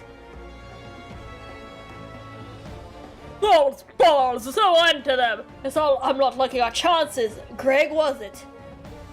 He just gave up. It's like, yeah, they're gonna call me Greg. It's a shame to lose you, Nea. Warrior lad that you are, you might yet have served one last purpose for us. Go forth, my zombie minions!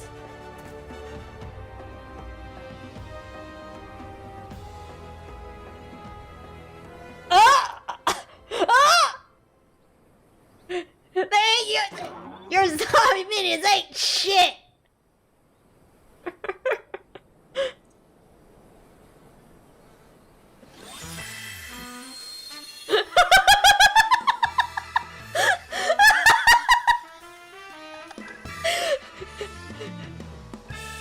When darkness falls and hope fades to despair, 4 warriors born of light shall descend in their righteous glare. Poke me with a broadsword at my eyes to be believed. That pose! No, these are not 4 warriors of light that I see. They are 4 gentlemen of light.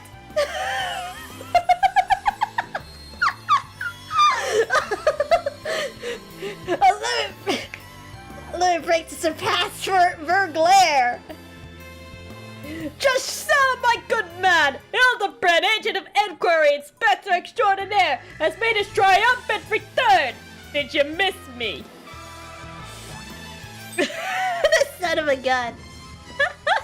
It's beautiful. We meet again, girl. Tell me, you got my snowball thought and got to fashion myself away from your lovely looks after I ripped them clean from your bloody head. Oh, hello there, Miss Elazar. Cool, you're looking absolutely resplendent today. Impossible! The holy water couldn't have cured him! It didn't. Fortunately, our overlord spent quite some time building up an immunity to zombie powder. When we heard the Master Zombibrand was under escort the actual tin, we knew we had to take action. An immunity. Ugh. I'm just going to pretend that makes any kind of sense.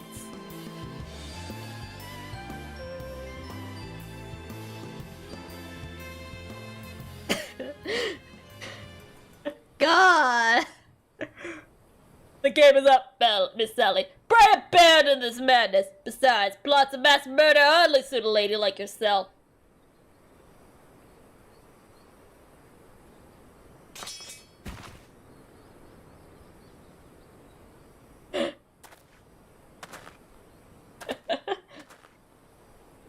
It's over. All over. Inspector Bryden, you said there was something you would tell me when all was through. I imagine you have no words for me now. Eddie, your powers of deduction are one thing. You said that you had lost everything and everyone you had to lose, did you not? For me, I found someone with whom I never intend to part. Can love bloom on the battlefield? The answer is yes. and cannot be taken serious even decades. When you emerge from your gale a free woman, I will be there. What say you?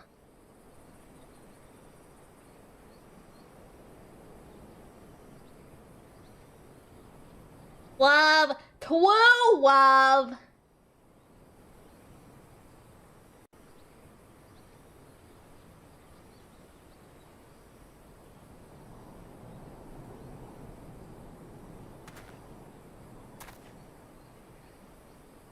Hold on a second. There's something I want to see.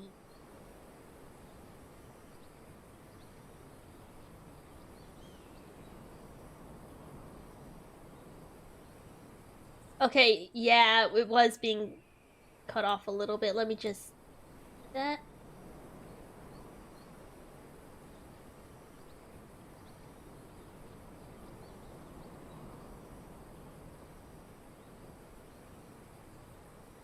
Okay. That should do it. I just gotta refresh it real quick. Boop. There we go, okay. Miss Ellie, I'll cry to return by you and your sister are unpardonable. Your father is guilty. We have the head cut off my apologies for the health aspirations cast upon your ancestors. You said the nation will know is built on lies. Seeing what I have seen today, I cannot deny your words. All not bid is to toss me right, nay, restore history, but know this. I'll do anything in my power to bring the truth to the fore.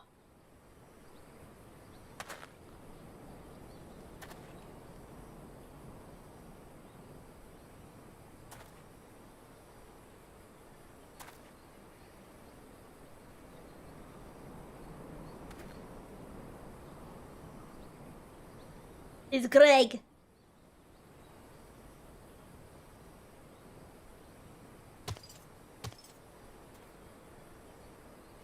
Ahem! Are we not forgetting someone here? And by someone, I mean me! How could we ever forget you, Greg? If you're quite done playing cloak and dagger, I require names present for a matter of far greater importance. The name of our time of our too long delayed confrontation is nigh. Nanny. Why the long face, friend? I may have this will have you singing a happier tune. Oh! Gotta be the trailer blade, the true one at that. None other, and I have not the slightest intention of parting with it, save to be the one who will defeat me in single combat. Oh, but I misspeak. I'll not be single combat this time. Hold on, let me just fire up my bird tongue.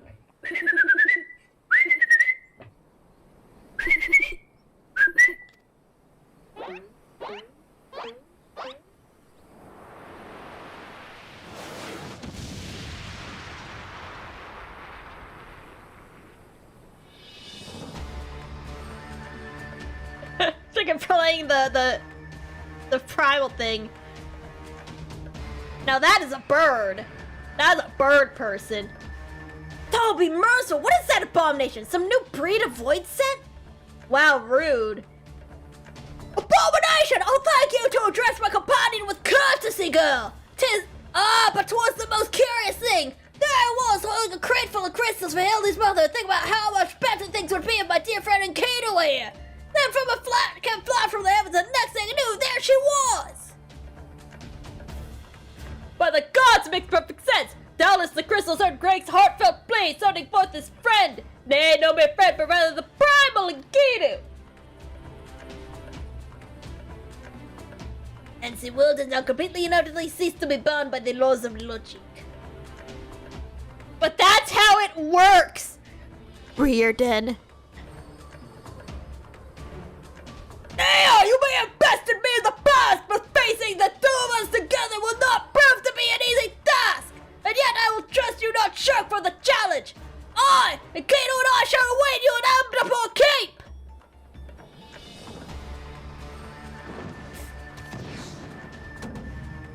Ba-dum. 'Tis away from here. What better venue for a climactic confrontation! If you would climb the trading blade, then climb it for me as a warrior! To the skies, I kid you! To the skies! Okay, bye, Greg. Bye, Greg. Two. One. Oh, guess what? That's not very gentlemanly of you, Greg. Come near, turn to pour. Oh god, my voice. This is a great development indeed. To think that one man could summon a primal on his own. Must send word to the science at once. I'm here. Hello? You don't need them. They're punk ass bitches. You got me. Oh, but of course. You forgot we had a warrior of light in our very midst. Please, Nea, your only hope to slay the primal and reclaim the blade. You got it, boss. You got it, boss lady. Where is that? Jeez, that's far.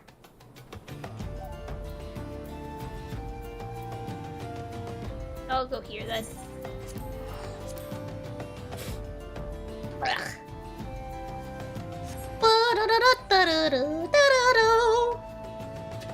Are you ready?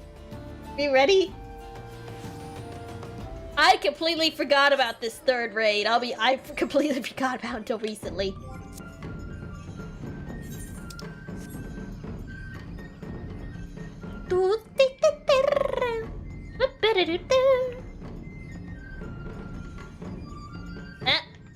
Where? Help! Okay. Let's not fly.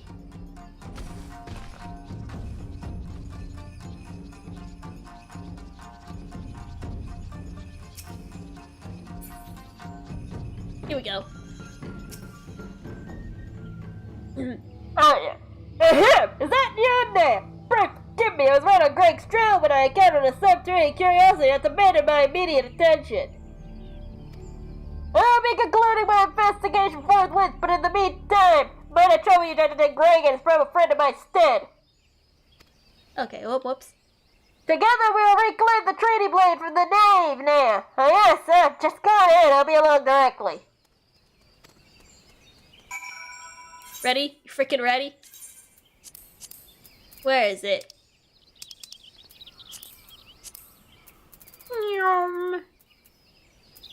Let's see. Battle in the big keep. Let's freaking go! Let's freaking go!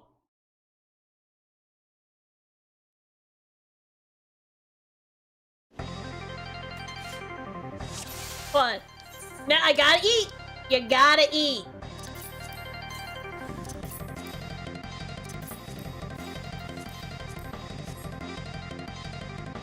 If I remember correctly, you just want a hard focusing key to.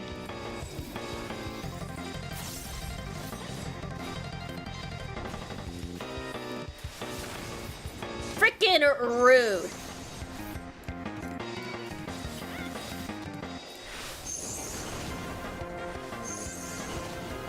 I am a chicken. Ow. I'm a very tanky chicken. You cannot hope to stop me. Ow. Oh god! Jeez!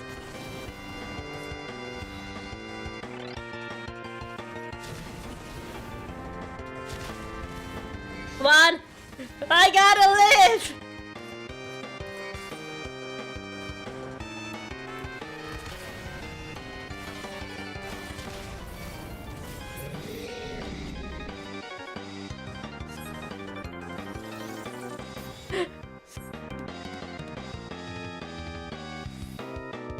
Good gosh!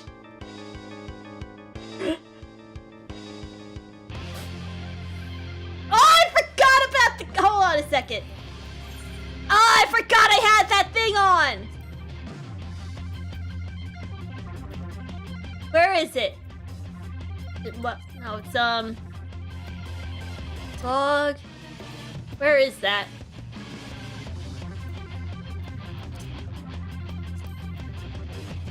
There it is.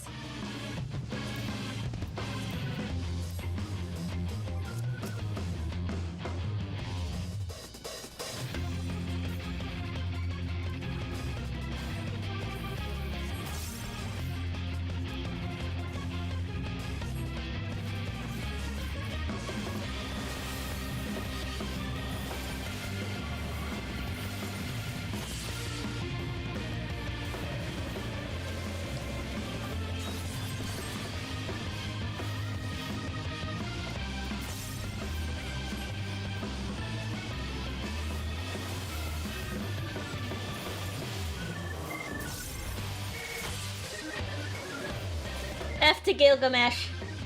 F to Greg.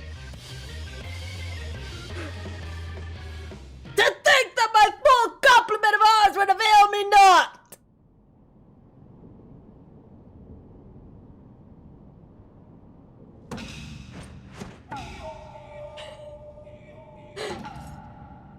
No more hijinks from Gilgamesh, you have my word! The training blade 2 I shall return, just as soon as I remember where I hid it.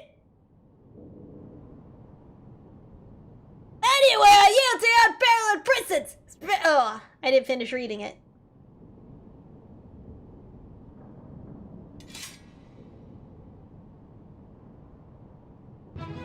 We did it! We won! We are the wieners! We were the real wieners all along. Can I take what's in here? I cannot. Okay.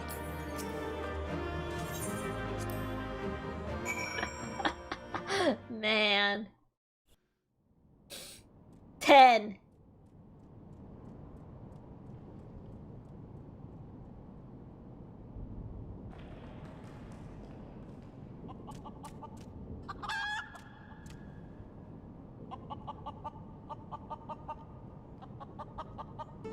Not! Ha! I lied! Again! Like a rug! Oh, kill me! You can take that fussy old blade for all I care after there's for true power, not but say but the strongest of swords! Why, Elijah, you're proven a worthy opponent, but I warn you, treasure every moment with your weapon! Which one, bro? I have like 3. For sure, stay falls not there will come again when I claim it as my own! Till we meet again! Okay, we hit level 90 so you can get the last kill so we can both yell Communio when we use it. Comunio! Ah, mamma mia! I could say that because I have Italian in my DNA. In my human flesh suit, I have Italian, so I can talk in that dumb accent. Oh yeah. On there! Have you seen Greg and his oversized avian companion? Leave me to them at once and we shall deliver the coup de grace together! They are gone. I've destroyed them. The battle's already been won! That's triumphant news indeed! Clearly the lessons you have learned from me have not been for naught! And what's this you say? The training blade lies somewhere in the wood. Were it not my ever-loyal associate, no bird treasure will escape the keen eye of Hildebrand, agent of Enquiry and Inspector Extraordinaire! Now which way is the forest again? You're in it, bro.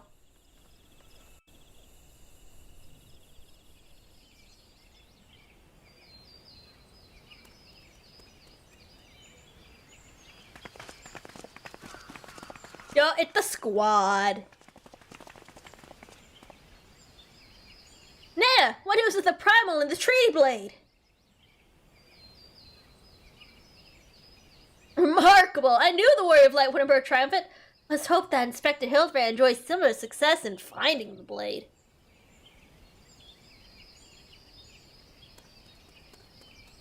Such design! Such craftsmanship! It was bold and beautiful, yet sensitive and refined.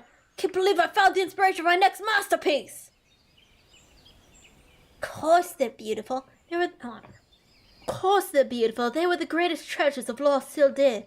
To think that they were locked away in the vaults of those that destroyed our homeland and dragged our ancestors' names through the mud. And just how did you come to know these long-lost relics? There was an ancient scroll passed down in our family, left to us by our dear grandmother. It spoke of the 4 warriors of light, their 4 relics, and an incantation of untold power. If we could have wielded this magical legend, Ellie and I might have still had the last laugh. Alas, speaking the words had no effect. Only a warrior light can wield the power, so the legend goes. Oh, what I wouldn't have given to see it, the ultimate achievement of the greatest mages this realm has ever known. And just what the sort of incantation is this? The ring casts open the doors of justice. The wise man whispers the verdict true, as the Maya's virtue shines down from the heavens.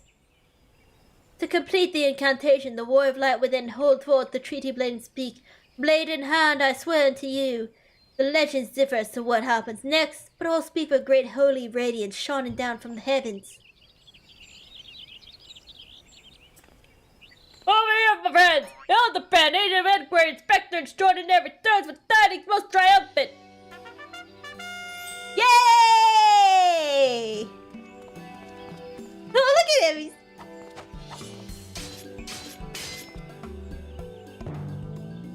Behold, safe in my hands, none other than the Treaty Blade, and the real one this time, I swear it to you! Yes, just like that, I swear to you then.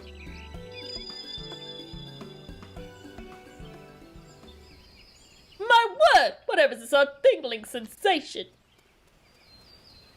But ridiculous! Hildebrand isn't a warrior of light. He's just some fool who thought he could stop the lesser moon with his own bare hands. It would seem the Treaty Blade is just as confused as the rest of us.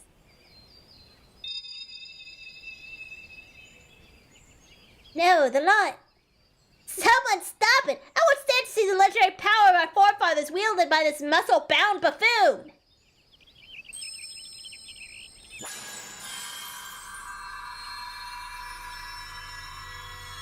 Domine!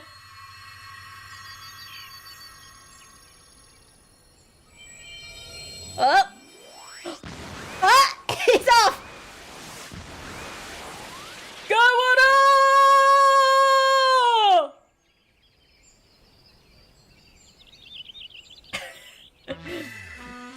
Well, I dare say that proved to be a most useful incantation indeed. And so the light of justice had shone when the Treaty Blade banished the shadow, returning peace to the land. So the legend ended. I must say I never expected it to be quite literally a beam of light, though I suppose I wouldn't have been much use to us after all. Inspector! Oh, Inspector, wait for me! Oh no, I gotta practice. Oh, bless your heart. I can't believe I gotta practice talking this accent again. I can't believe it. I can't. Oh, fuck, I can't.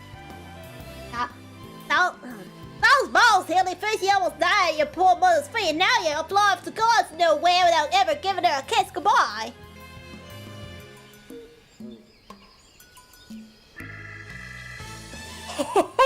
It appears that a case of wanderlust has once again struck Hildebrand, as it has many a Mandeville man before him. Godspeed, my boy! When the day comes that you tire of mystery solving, your dear old man will be there to pass on to you the family art. So in the end, the sealed incantation of legend was sealed not by a warrior of light, but a gentleman of light? Well, the tree blade is some 6 centuries old after all. Perhaps it's not quite as sharp as it used to be.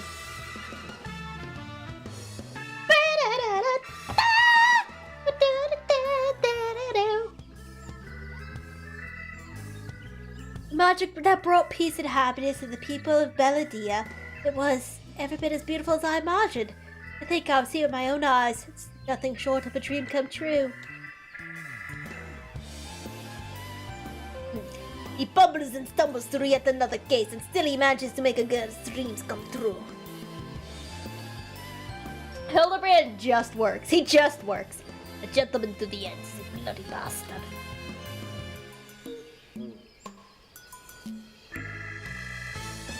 Don't be mad because you ate him. Don't be jealous.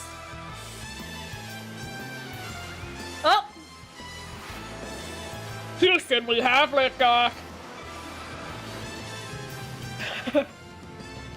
What's this? A glint in the corner of my eye! Curious and wafting in on the winds from a far-flung land! Do I smell a case?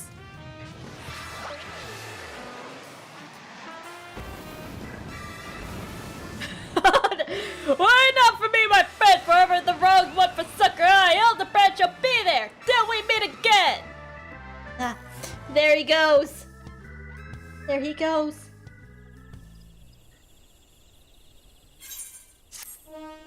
Beautiful. I cry. I cry.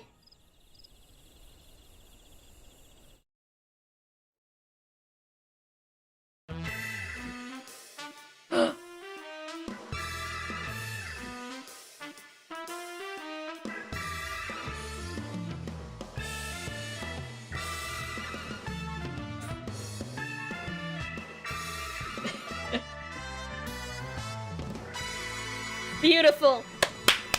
10! 10! Yeah, he better return. He better return.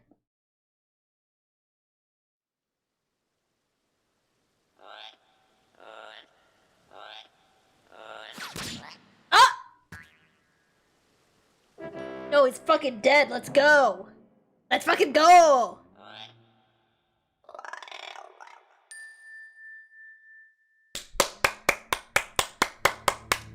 10. Now then, I'm just gonna go somewhere safe. Alright. Hold on. I'm gonna see if I can get this all set up.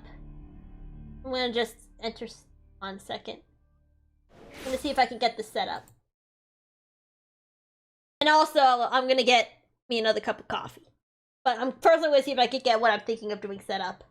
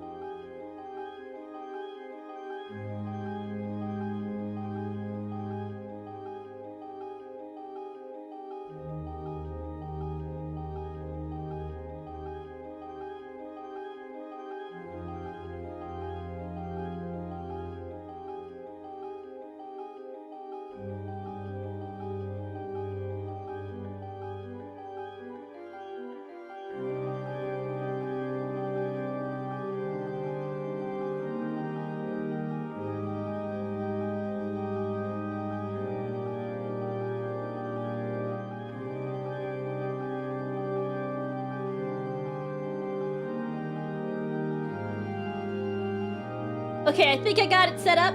But like I said, I'm gonna grab another cup of coffee real quick. So just vibe, I'll be right back.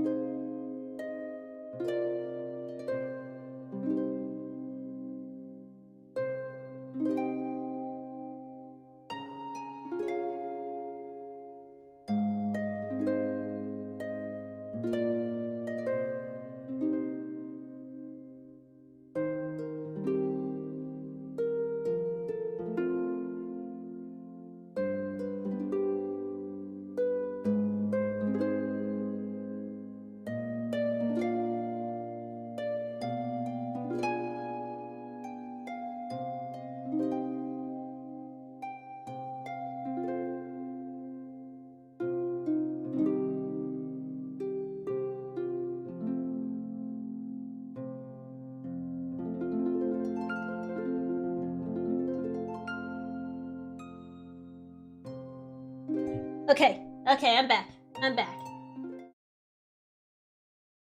I've got to trim that a bit better, but otherwise...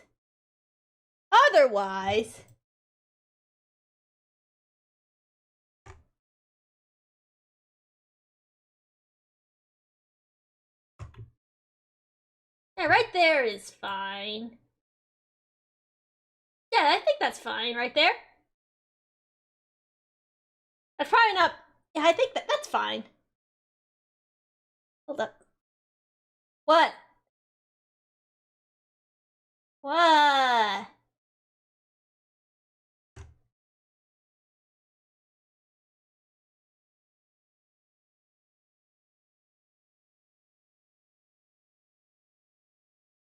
You're getting bullied? No. I'm the only one allowed to bully you, my guy. That's just how it is. Hold on, let me just... I gotta commit a crime here.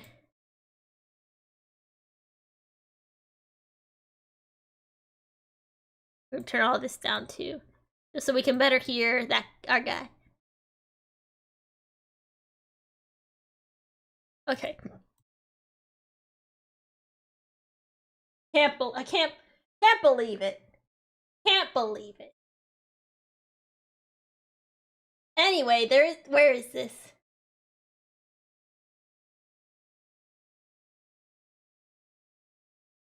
Okay. I know, but listen. How else are we gonna watch this? Let's see if it works. Hey you, and welcome. My name is Mike, and in this Yeah, video, it works, we baby! well, it's that time of the year. Is that video too small, by the way? October. The video too small. When I'm posting this. Hey, let me know what month it is when you're watching this in the comments below. I can make it bigger is if need be. The month of the pumpkin. Let's look at some more spookier, cases. And what? Tell me, what is spookier than the vampire? You'll see more of him later. A feral vampire. Stick on your cringe because this is set in the 90s, the spookiest decade. But yeah, is everything fine with this video? Let's give it a give.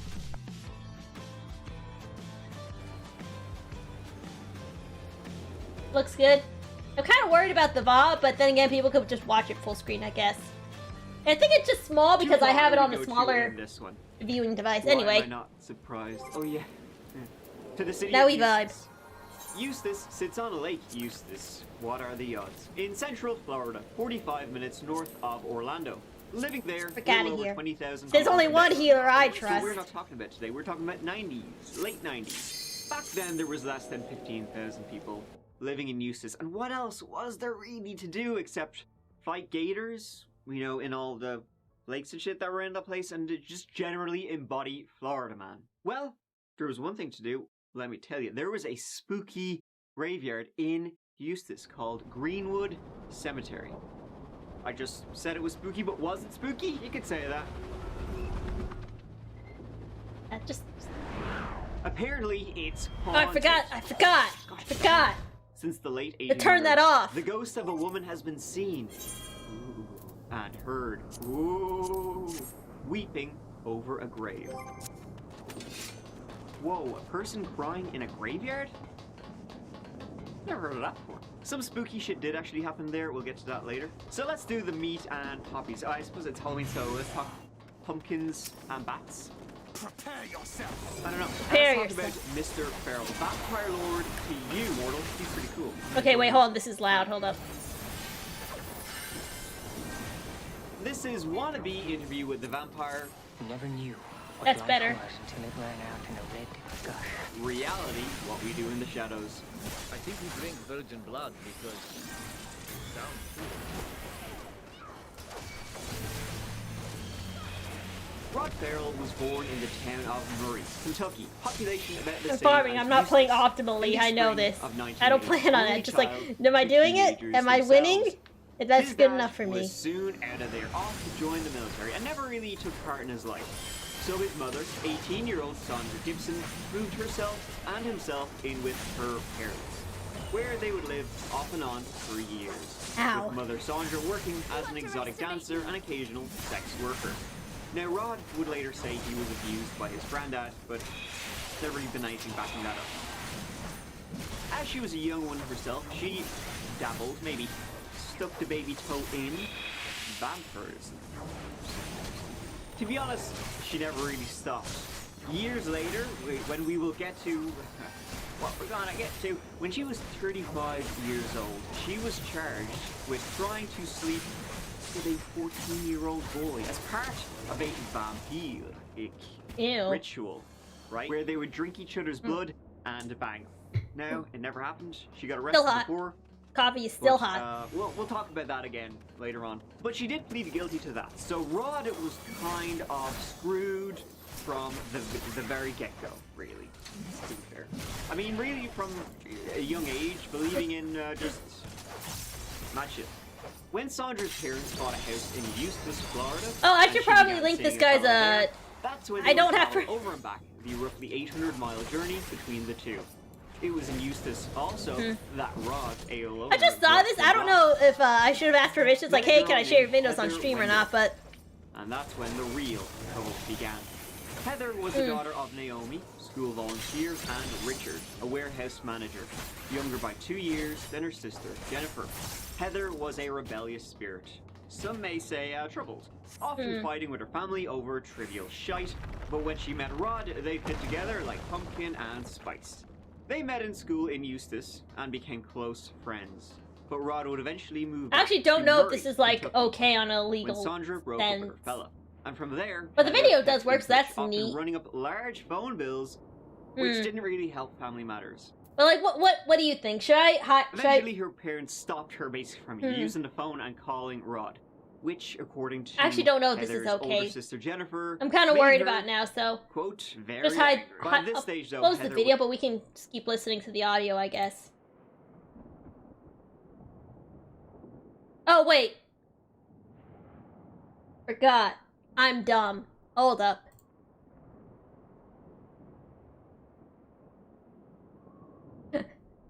I completely closed out of it. But it just exited out of the window, so. Yeah, I'm not sure if that's okay, like, if that's okay to do that, I just thought.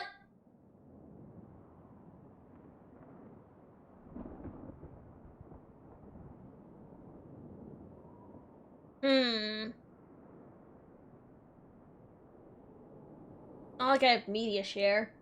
That's not a thing. We'll just go through my playlist, I guess, of music while we farm instead. That feels less dubious. Feels less dubious.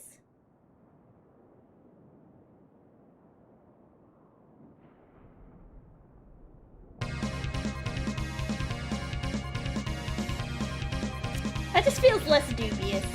I feel... They're just playing some other channel's videos on my stream while I do stuff.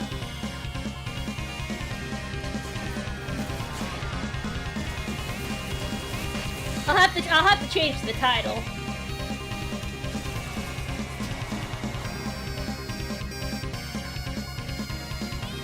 Actually, you know, yeah, I'll just put on the audio. So while they fight, I'm gonna get to that. Wait, hold up. Creepypasta playlist. I don't know what this says. From the time my hand was inches away. There you go. I'm gonna change to the when title I real finally quick. opened the door, felt like an eternity. I twisted the knob slowly and slammed the door Creepypastas. open. And There. That feels didn't less see legally anything. dubious. I heard a barking noise, and I looked down and saw my bulldog, Jack Chops. Relieved, I let the dog into my room. On Monday, I returned to school.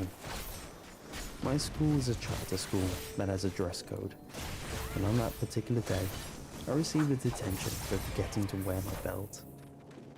The next day, I had soccer practice, Hold so up. I knew I had to serve it that day. I'm gonna not do the live The stream. day And let's see, I think he has a playlist of like short and sweet pasta, which has like a lot Just a lot. Where is it?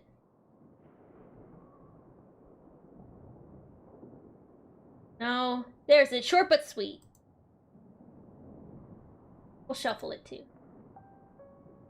I don't like this person, so I'm gonna skip it. There. I have obsessive compulsive disorder. I just wasn't sure I'm about the not a legality of germaphobe having checker. some other guy's videos I just playing while I really did the hate stream. numbers. It's hard to explain. I just So you know, don't just feel changed right, it. and I have to rectify it. I see one shoe on the floor, and I have to find the other before the anxiety becomes unbearable. I buy food in pairs. I have 2 cars, even though I only use one. I was delighted when my kids were born, and I had twins, identical ones at that. They were the light of my life. And for the longest time, I got my OCD under control. It's amazing how the love of someone you created can change the way you think about things. How silly I was to think something as arbitrary as odd numbers could rule my life. Not for the miracle of life. When my daughter, Sally, became sick with pneumonia, it sent me into depression.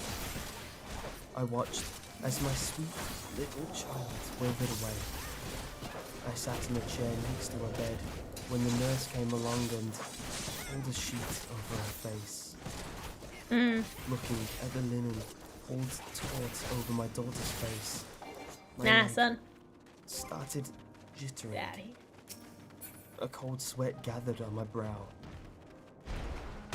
Heat. Here we go. Odd numbers. What do I do with the other one?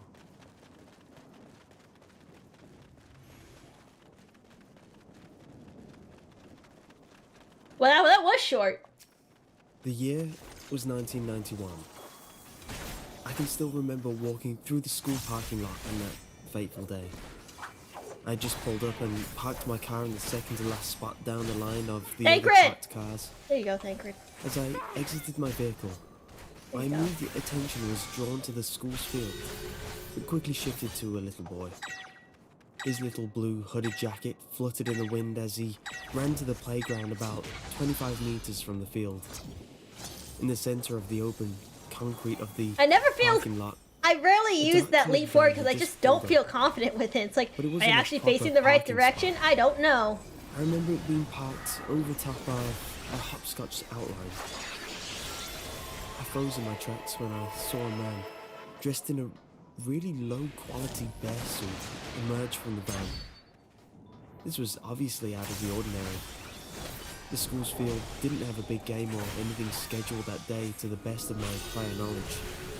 In fact, I came to the school in the first place to be with some family friends, and we were just going to toss a ball around on the field. I even had to be given directions as I wasn't familiar with the area. Oh, my debuff is It had down. been just a few days since spring started, and there were families all over just having fun. So, that man in a bear suit couldn't have been a mascot, since there weren't any actual events that day. I was about to approach the man when he stepped further and called out to the little boy in a hushed, muffled but audible volume. What he said still haunts me to this day. "Hey there, Michael," he said. The boy stopped halfway to the playground and looked at him. "Do you remember me? Do you remember those toys I promised you last time?" he added, which gave the little boy a look of pure excitement. He willingly ran up to the man and gave him a hug. "Now you're the last of my friends. I didn't think I would have to come get to you. Boonga boonga, I need more Now, DBs. hurry up and get to the funmobile. The others are waiting for you back at the cellar." The boy certainly acted like he knew the man, but this definitely seemed odd.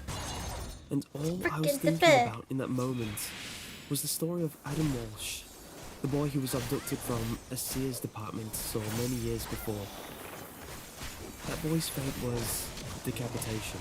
I think I mean, I think it's literally only you watching, After a period Nekuma. of about 10 So, seconds, so it the seemed like poll would be forever. kind of pointless. The van drove off with the boy inside, and the man in the bear suit at the wheel.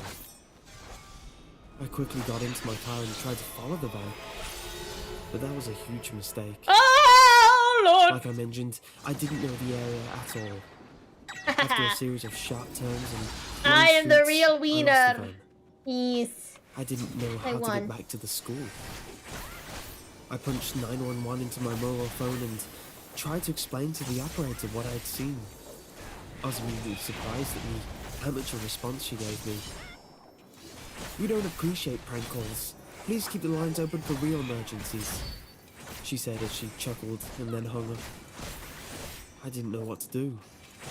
When I saw the news the next day, the broadcast was blasted with a story about how a 4-year-old had just disappeared from a playground at a school the day before.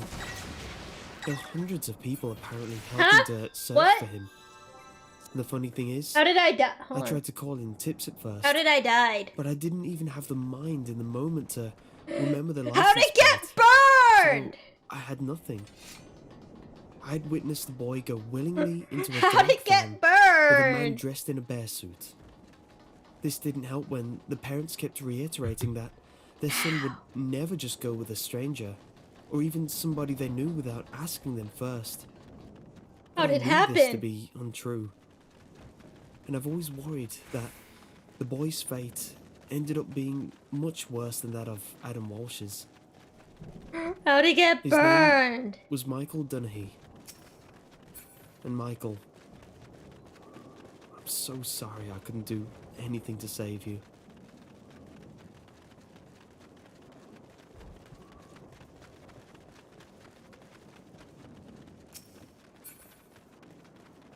We were so close to, man. Upsetting.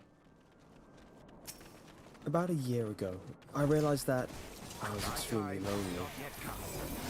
Why hadn't I realized sooner? I have no idea, even though all the facts were right in front of me, telling me why I was like this. I told myself that I needed to put myself out there. I kept telling myself this for 2 weeks, and I finally got off my ass and decided to try online dating. I logged onto a website, of which I can no longer find on the internet, so it shall remain nameless, and took a deep breath. I created Special an what? account. Oh, I thought that's special. Nothing weird or Spectral. abnormal occurred, except that every time I looked away from the website's glistening gold logo, it looked like it flashed a different colour, for only a split second. I tried to catch it in the act, several times and was unsuccessful. I gave up trying How did this it and happen? put my final bits of information into the website, including a profile picture, my email confirmation code, and so on. I began searching wait, for no, women this in way. my area. Surprisingly, I found 17 women who weren't much older than I was, in a 1 to 3 mile radius. Damn, I said to myself. I was about to say something else when a notification came up from a woman named, let's call her Abby. Abby and I began chatting, exchanging Frickin' words like nice profile bots. picture, thank yous and hellos, and many other words were being thrown around.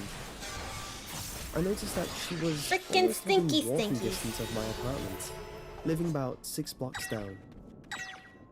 I was going to ask if she wanted to do something later that day, but she took the words right out of my mouth. I replied with, "Sure, how's 7 p.m. for you?" She said, Frickin' "Anytime is stinky, fine, stinky. actually." "Okay, well, I'll see you then. Bye." She left the chat. I started getting ready for what I thought might have been the biggest night of my entire life. As I was applying deodorant, I suddenly remembered that I hadn't told her my address. The worst part was, it was 6:58 p.m. Angry. Damn, I gotta tell her where I was cut off by a knock on the door. I had no Angry. idea what I was about to get into. I walked towards the door and opened it, thinking that Yeah, I need I'd my received a sippies. package or something. But this was no package. Maybe a package from hell. I'll just say it. Abby was standing outside my door. She said, "Hello, Ray." I wanted to ask how she was there, but I politely replied, "Hi." "You want to go to that fancy place down the street?" Angie. She said. I was a bit nervous and reluctant to respond, but I thought for a second and said, "Sure." We Why walked does out of this my happen? apartment and I locked the door. The fact that she had somehow found my apartment no longer concerned me as it did before.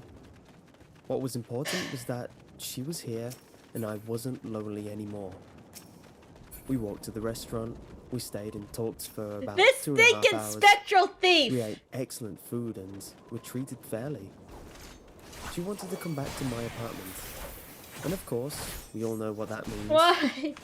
I said, "Sure, it's up to you." We ran back to my apartment and that was the official best night of my life. I awoke the next morning with her in my bed. She greeted me with a, "Good morning, honey." I replied with a, "Good morning." She told me that she had to go, that her brother was coming from Kentucky that afternoon. We got dressed and I said goodbye to her as I walked her to the door. I watched as she crossed the street. This was about a minute or two later. She was just walking off the sidewalk when a car hit her. I ran down to the street to see if I could clear her off the streets. Thank God it was a red light. I ran to where she was, but she wasn't there. Her body, there was no trace of her. I swore to myself as I walked back into my apartment and started at my I computer. have a personal agenda against I this. wanted to delete my against account on one the website boss. so bad. It's just. I logged They're on so and fast that they noticed cover like the half colour the change map in an logo AoE. stayed the colour it looked when I looked away. I had one message/notification. It was from Abby. "Hi honey, last night was amazing." I didn't respond. I just deleted my account. I was so done at that moment. What keeps Never happening? again, I thought to myself. Never. What keeps happening? What keeps killing me? Is that Warwind somehow killing me even though I'm at like full health? What? What? What is happening? I don't understand. When thinking back to my earliest memories, nothing is concrete. Well, no, I'm just The gonna pull string up that. of hazy I'm gonna images just put comes up to me. that. No.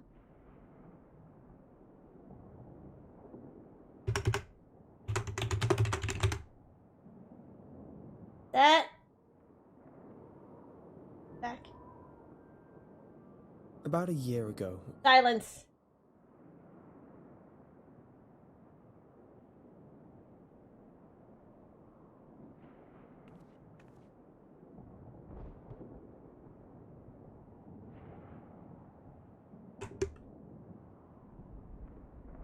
Shuffle at the description a bit. Hey you, and welcome. My name is Mike, and in this old video, we're traveling to the UK, so look forward to that if that's your thing. And we're gonna take a I look at a don't story understand what that keeps you, killing me. Probably heard about in London, skipping the Merry Old this time for a change, you know yourself, mixing I it up. don't understand what's going On a dark, on. midweek March evening, you're leaving your mate's house, walking home like millions of others do each and every day. But it didn't end that way. No one keeps in London is happening? looking too hot, and it's ultimately infuriating. So look forward to that. Seems to be a running thread here. So let's give it a go. F it.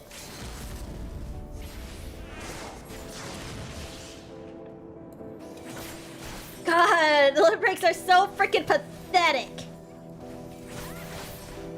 In southwest London lies Leithwaite Road, in the borough of Wandsworth. Man, those Harry Potter books didn't have to invent jack shit. Leithwaite Road is primarily occupied by young families. And when you look at it, it kind of looks like what you think most London neighbourhoods look like. And it was at about 9 PM on the 3rd of March 2021 that 33-year-old Sarah Everard left one of these houses via the back gate. She had been at the house with some friends over for dinner, and now, as the evening darkened, she was walking to her home in Brixton Hill, which would take her it would usually take her about the guts of an hour.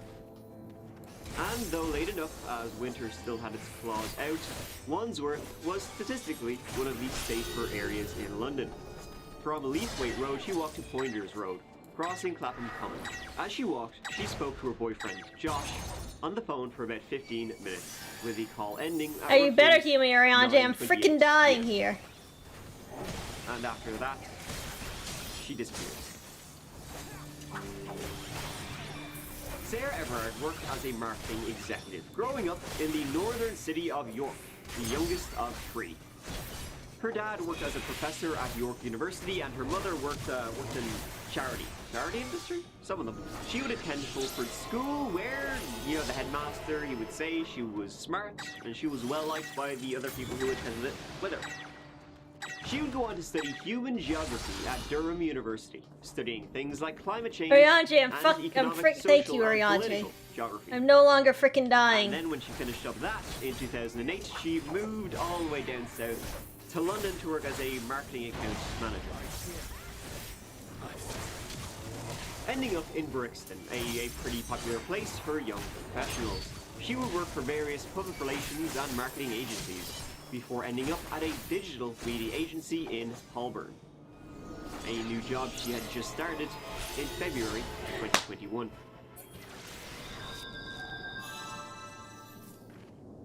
It was just a few weeks after she started that new job as a group account director that, walking home, that, dark evening, she never made it. The next day, Sarah, well, during that phone call, she had said, when she was talking to her boyfriend, they were due to meet up. Obviously, she never showed. She was then reported missing at about 8:10 in the PM on the 4th of March, with fears growing the longer they hadn't heard from her.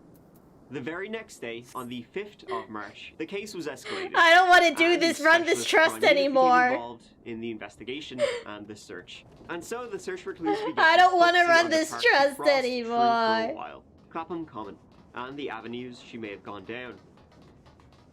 Good afternoon, my name's Detective Chief Inspector Catherine Goodwin. Gosh. I'm the investigation into the disappearance of Sarah Everard. I just wanted to provide you with an update into the investigation. It continues at pace.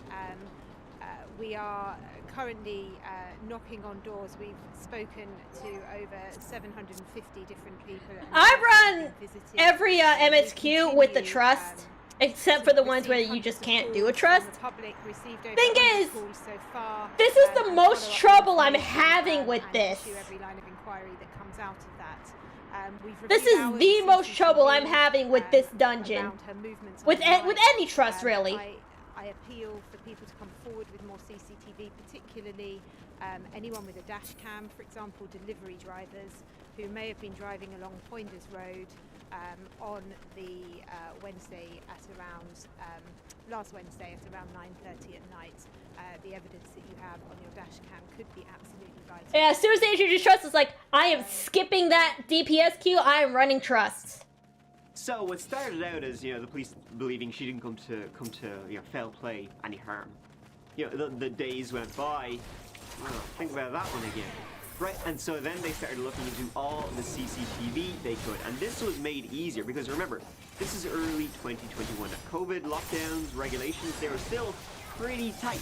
You weren't really allowed, outside of your house except to exercise, go shopping, medical reasons. And you certainly weren't allowed to mingle, in other people's houses outside of your bubble or whatever. So the streets would have been, relatively quiet. Therefore, any CCTV would see her. And so, a bus driving down Poinders Road spotted Sarah, clear in her green jacket. And she was spotted talking to someone on the footpath. This was literally minutes after she finished her call with her boyfriend. Beside her and this unidentified person was a white Vauxhall Astra, parked with the hazard lights on.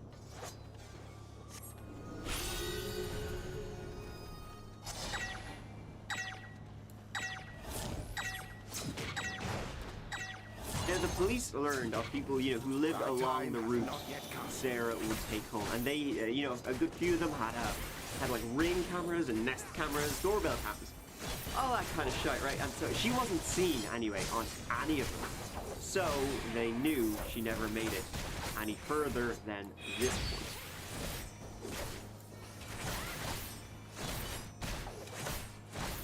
And a witness would later came forward, claiming they saw Sarah talking to this guy. He arrested her and put her in the back of the car. The number plate on that car was visible, and the police, following up on it as fast as they could, learned that it was a hired car from Dover, way to the southeast of London. And from there, they learned who had actually hired the car. A man named Wayne Cousins had hired the car, and he left his name and his address.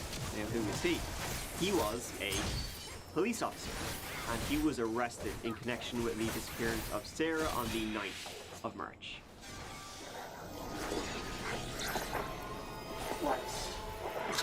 My name's alright. Yeah. Do you want to on the phone stuff? Yeah. It's just easier to talk to you. Yeah. You want to talk about it. Ooh. Not good mic noises. So we're here to talk to you about Jennifer Jones. Do you know Sarah? I don't know. Wayne was a 48-year-old Metropolitan police officer, married to a Ukrainian named Elena for over 10 years, and a father of 2. He was a constable with the Met Police and lived in the town of Deal in Kent. About a 2.5-hour drive he'd make every day each way, working in central London. Wayne, the eldest of 2, was a mechanic for decades in the family business. And he'd also been in the Army Reserves. Before, in his late 30s, I don't know he why I joined the activated force. bloodbath. Quite late in life to become a cop, but fair enough. He joined the Civil Nuclear Constabulary, protecting nuclear power plants, and after that he ended up in the Met. In 2021, he worked as an armed diplomatic protection officer. Essentially what he would do is just guard different nations' embassies in London. On the 3rd of March 2021, the day Sarah went I'm in like missing, full focus mode with this son of a he gun. had just finished a 12-hour shift. I hate guarding the US you. embassy. Now, Wayne has been linked, not definitively, to various I hate indecent you. exposure throughout the Oh, years. oh wait, I One don't happened in need 2015 those. in I don't Kent, need Fenton and gear. I then already have another Fenton 3 days glam. before Sarah went missing in London. Anyway, As far as I hard can part's tell, done. he whipped his knob out. Hard part's done. It was reported to the police, but never followed upon. Also, when he was in the Civil Nuclear Constabulary, Hard part's done. his nickname was the Rapist. Yeah. Wow. What the shit. But what is definitively known, however, is that Wayne knew what he was doing. He had planned what he had done to Sarah.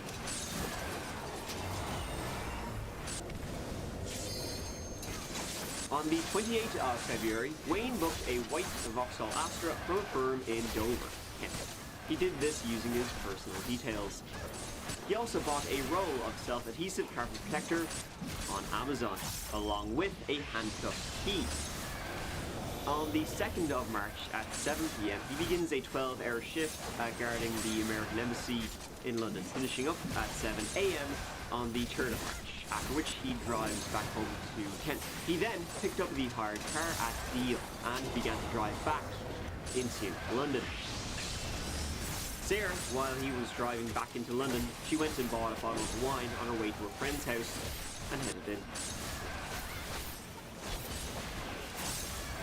Freaking stinky boy. Ooh, treasure coffer. Next thing, she was walking home, stopped by Wayne Hold on on. Pointers Road. He'd stopped her as she was walking. He was off duty but wearing his police belt. And he arrested her under the false accusation of breaching COVID restriction guidelines. The COVID restrictions at the time were, as I said, you're not really supposed to be out and about, and you're definitely not to be, supposed to be, you know, visiting friends, right? So you can see how this would be kind of believable. A police officer will be disarming to most people, and during that time, the rules were changing every couple of weeks in most countries anyway, I know. Sarah, you know, she was a good, nice, she'd never been in trouble with the police ever in her life, so she would have. I'm kind of just listening to the story and not making a lot of good commentary. And then, with her in the back of the car, they drove. It wouldn't have taken Sarah, a bright woman, to realize what was happening after they didn't go to the nearest police station. They drove to Kent, which would have been a long drive. And oddly there he in switched focus from mode. the rental to his own sale. And I'm just, And drove to a it's secluded just area, looks. and then he raped her. Then he used his police issue belt to strangle her to death. This would have been by about 11:40 p.m. He then dumped her body in a woodland area he owned in Hodes Wood, near Ashford, Kent. It is a good story, but you know, not like a His good, movements would all be tracked via his... like, no, what The I next mean. morning, he went out and bought a tart. Not a happy story, but good story. At about 8:30 a.m. on the 4th of March, after having his coffee, he returned the car. I don't really He know then what to disposed of talk Sarah's about. phone in Sandwich. I just don't know what to talk On about. the 5th of March, a Friday, he filled a petrol tank and then went and burned her body. Thank you, Titania. Very cool. And then, sounding totally, you know, friggin' normal, he called the vet because he was worried about his dog, who he thought might have, you know, separation anxiety. Yeah, I was wondering if I could book my dog in for the vet so I can have a discussion about issues. We think she's suffering from, like, separation anxiety. This was like less than 48 hours after what he did. And not a bother him, you know? Not a bother on that piece of shit. He then bought builder's bags and hid Sarah's remains. And the following day, he took his family, his wife and his 2 kids, out to Hodes Wood, where he had hidden their body for a lovely day out. Smell of fresh air. On the 8th of March, he reported his death. What a stinky guy. And then on the 9th of March, police rocked up to his door, having tracked him from the CCTV footage, as the last person who had spoken with Sarah. About 40 minutes before they arrived, he wiped his mobile phone. At first, he says, "Look." So we're here to talk to you about show the picture.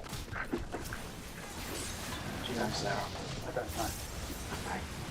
Sarah went missing. I'll show you some pictures around the day. Sarah went missing on Wednesday. I still feel like kind of sketch about playing this guy's out. I still don't really know how to feel like if it's okay or not. And like, you know, if something happens, I'll just cut it out, I guess. Do you know anything about that? I know that she went missing up in London somewhere. What told her? She just from what on the news. Okay. Have you ever personally known? No, not personally known. Have you had any interaction? No, why interactions with her? Cool. It's very difficult because I can't go into a lot of the evidence, so that's not part of what actually the interview is, okay? This interview is just about trying to find her. Sure. Hold on, I gotta turn on my fan.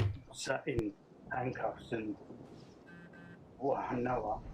So you must have something to say that I know her. Well, as I said, you've been arrested on suspicion of kidnapping. We believe that I still feel sketchy, so I think after this story, I'm just switch back to creepypastas. That feels a bit more She's got, parents, she's got safer. There's a lot of people that care about that. Sure. You've seen her on the news, the people that, reach out, help her. Sure. And she's missing. And it's our job, our primary job here is to find her. Oh wait, my debuff. Okay. Oops, my anarchy Now, sign. we believe and we mustn't think about where she is. And that's why we're here, to look for her and to try and find her. And that's why we're talking to you now and to treat you. Have a good think about it. Don't you yell at me, young lady. Because anything you can about where you want it to go. Okay, well, I am in financial, and I've been lent on by, I don't know who they are, the group, the gang, whatever. Then he invents a story. I'll let him talk. And they told Wait. me what I need to do and pick up their incident. My hole in space-time will save me. I said, what happened? And it then came through that they're gonna, on my family, take them away, you know, use them instead. Oh. But at that point, I had no option to try and find somebody. I don't, there's a couple of names I was told a place to take her. That's it. That is all I know. So this group of people. Basically, right, this is off the dome. It's almost comical how much you can see his gears spinning as he invents this story. Real believable stuff about some Eastern European gang who were like trafficking women. Apparently one of their girls went missing, and so they threatened him to replace her, and so that's when he went out, kidnapped Sarah, and then they just, you know, they flashed lights and took her. Tell me about it. I need to find her. Tell me everything you know.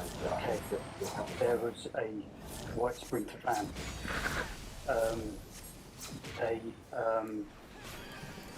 Ariane, there you go. It was between sort of Lemon and Stone area that I got across. I still don't know. I don't know. They just. Oh, my debuff. Parked my car up, and then the van come up behind me, flashed me, and they jumped out. I keep forgetting to reapply that so often. Might as well just make a macro for it being like, oops, my anarchy sign fell over. You've done good. And I don't know what my family's going to do. They threatened to take my family away from me. So, at that point, I'm doing what I can to protect my family. That's it. So, all I know is it was a roundabout. We could try for now, I could show you. But roughly, I don't know. Lennon makes an area of the hill. I do it on Google. I'm. Did it on Google Maps? Like, right, I drove from Ashford to Maidstone.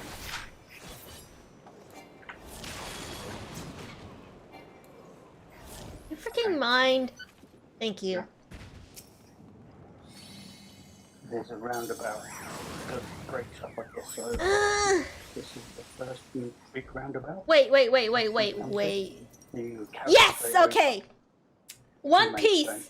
Instead, One piece of that sweet glam. For Reaper acquired. First piece. Goodness. Opened my door, opened that door, pushed me out against the front of the car, took the girl. They said, we'll be in touch. So I'm here, I'm off work with stress, because I'm here to protect my family. I want to be here 24/7 for my family.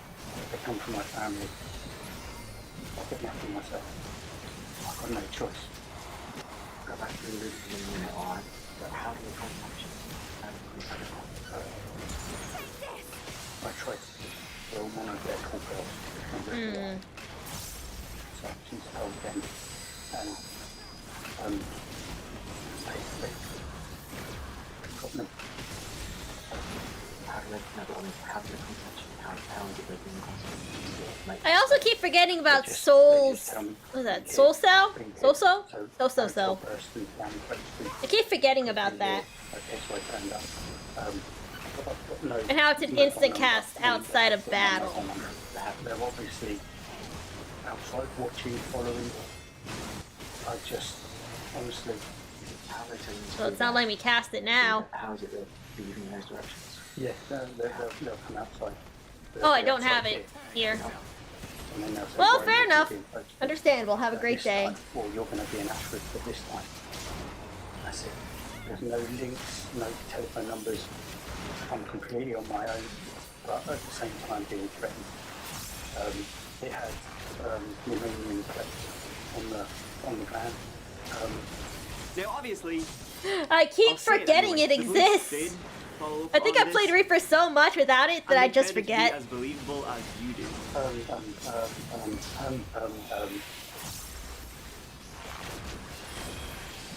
This is not the news that Sarah Everard's family wanted to hear. They are said to be distraught that a serving police officer has been arrested on suspicion of kidnap and murder. Now, there were significant developments today as detectives moved in on a number of locations in the Kent area, including the woodlands behind me here, where forensic officers have spent the day desperately searching for any clues that may lead them to the missing 33-year-old. Now, just to give you a sense of the scale of this operation, they had already searched 750 homes in the London area. Now, hold on, let me see how much before longer honing is in on one this. particular address in the town of Deal.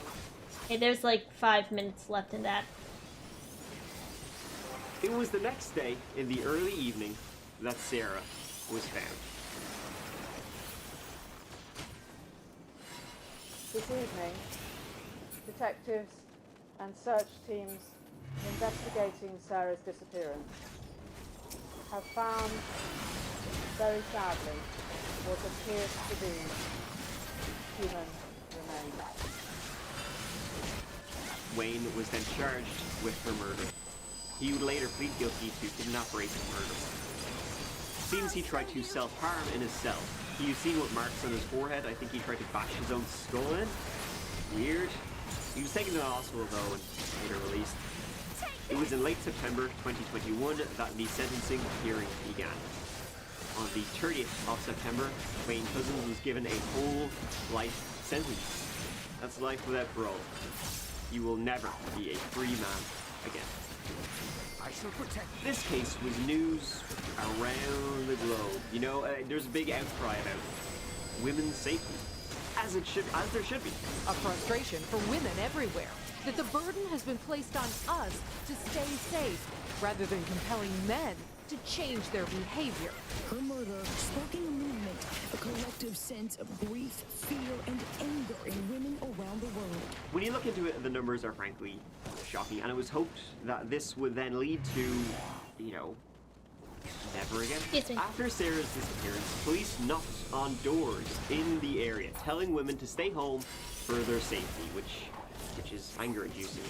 People telling women, you know, to watch where they go and what they wear, putting the onus on them, the victim, instead of doing something about the problem.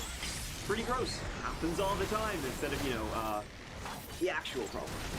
The police also did not come out of this looking well at all. Well, first of all, the guy was a cop. Second of all, he had a history that the police hadn't investigated. The police watchdog, the IOPC, is investigating why nothing came of the earlier allegations against Couzens. Why police took no action. 10 officers face misconduct charges. Thirdly, when there was a vigil on the 13th of March for Sarah, the police probably decided to go in and just mess shit up. Not a good one for you. Then, of course, the latest gem was this little piece of advice. That if women feel uncomfortable or in danger around a lone police officer, just like Wayne, how about you just flag down a passerby or knock on the door, you know, to escape the lone police officer? Which is, I mean... My son's girlfriend is, say, approached by who claims to be... Anyway, the actual story is over, so... When do I have this?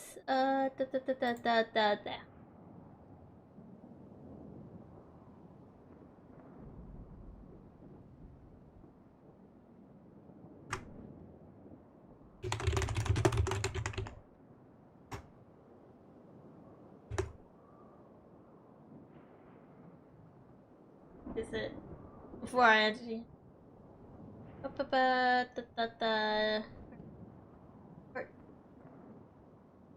Scary tree. Don't want long ones. Don't want short but sweet.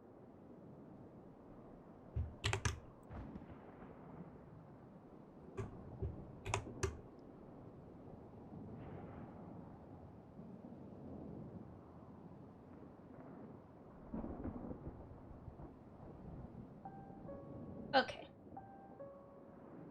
Project Erebus is the official name. These And I freaking believe it is the public's whatever. right to know of the creature that has entered our world. My team and I do not have a title, but I would refer to Yes, us as Thancred, this is a real government person somewhere. contractors. Don't be rude, Our Thancred. primary objective is to study unexplainable phenomena and report it back to the federal government. We set up wherever we're needed. Our current team resides inside an underground bunker just outside of Yellowstone National Park. You can search all you want, but I guarantee you will not be able to locate it. And it's better that you do not. The location of the creature was discovered 1 year ago by local hikers, a young married couple. The names have been removed from all public records. Since then, the government's Tancred, get out of the way! has been on Thank you, reinforcing Tancred. construction of the underground facility, containment of the creature, and studying it as much as possible. The two hikers were led to the dwelling when they followed a trail of animal carcasses. The trail stretched several hundred yards and eventually led to a cave opening. The bots have between two infiltrated the large live pine streams. trees. What are we gonna do? The hole was described as a perfect circle, about 10 feet in diameter. Out of the hole. The discovery was reported when the husband made a distress call to local park rangers. Oh, that's right, that's right, that's right. His wife claimed she smelled, quote unquote, the sweetest aroma coming from inside the subterranean lair. As the husband attempted to remove her from the area, she reportedly became violent and hysteric. Escaping from his grip, she Thank you, sprinted into the hole, chatbot. You're the only good turned bot. to smile at her partner, and gracefully fell backwards into the darkness of the cave.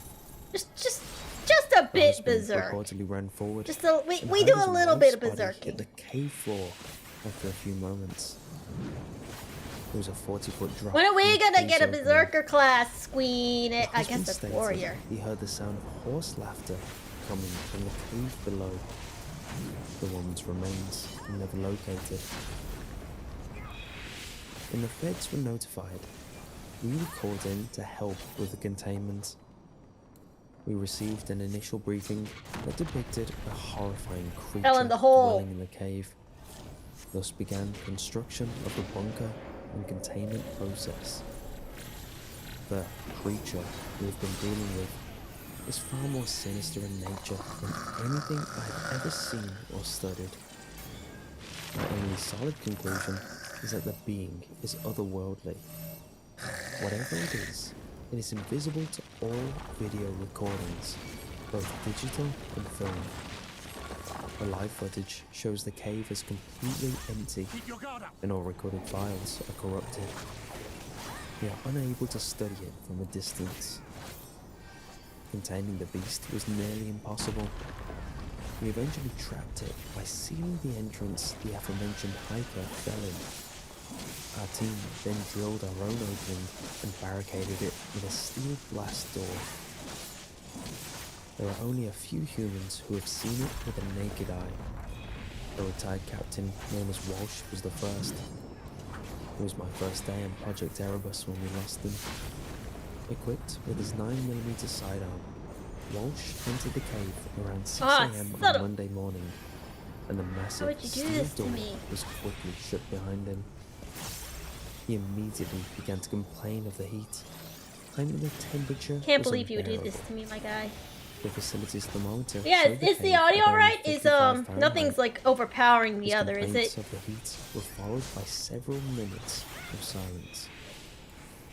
Walsh's voice boomed out of the intercom speakers.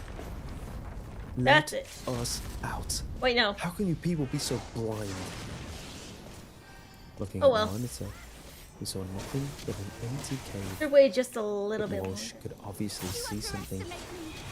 We spoke into the receiver. Okay. Walsh, what is it? Tell us what you see. He hissed a response. Worthless swine, all of you. Let us out. My team looked around in a state of confusion and panic. Walsh was staring directly at the center of the cave as the interior lights rapidly strobed. For a moment, the creature showed itself for the first time on film. There we go. I saw the outline What we of get? a dark, humanoid being sitting on the ground. Oh no, wait, hold up. One hand Is this in a the different air, color? and the other Oh resting yeah, on its it side is. in the This back one's a of the different pose. color than the Kitsis one. Walsh Huh. began to move out of That's frame neat. back towards the entrance. The video feed cut out. Interesting. Rapid whispers came through the speakers and sounded like 100 voices in unison. Our team sat in silence. I'm waiting still for gonna sell that something, though. Anything. The silence gonna was sell it. interrupted by 3 loud knocks from the other side of the steel glass door. A defense unit I should probably got into go position, turn an actual murder. rifles aimed at the door as it was opened. To our relief, a seemingly unharmed I'm just Walsh selling crossed everything the that's not a threshold maiming or and wait. stood in the open No, doorway. yeah. Our It's not relief maiming or casting, I'm turned just to selling it. horror. It was his eyes. I can still picture them. The image forever burned in my mind. His eyes were a blank canvas of white, absent of irises and pupils. 2 steady streams of blood ran from his tear ducts down his cheeks. You know what? Creating 2 crimson puddles on the stone Actually, floor. I think I'm gonna He end the stood there, stream. silent Hold on. and unblinking. Pause for a second. I'll be honest, I can't make farming fun, so I think I'm gonna end the stream here. Yeah, I think I'm gonna end the stream here. I'm gonna keep just playing off this off stream. I'll probably see you guys tomorrow. I really should try and get more win demons in SMT4, but yeah. I think I didn't remember. Yeah, thanks. Yeah, I think I'll try and keep it in mind for next time. Just if I need background stories, I'll just stick to like open source. Not open source, but like public domain stuff. Like the creepypasta readings. But yeah. Thanks for joining it. Thanks for joining me in, Nekama and the bots, I guess. Yeah, I think I'll keep going through the Hildebrand stuff as well. I think the Heavensward one, there's no raids in the Heavensward one, so it's just all cutscenes. So I think it's shorter too. Yeah, I will see you guys next time, whenever that may be. And thanks for popping in. Bye-bye.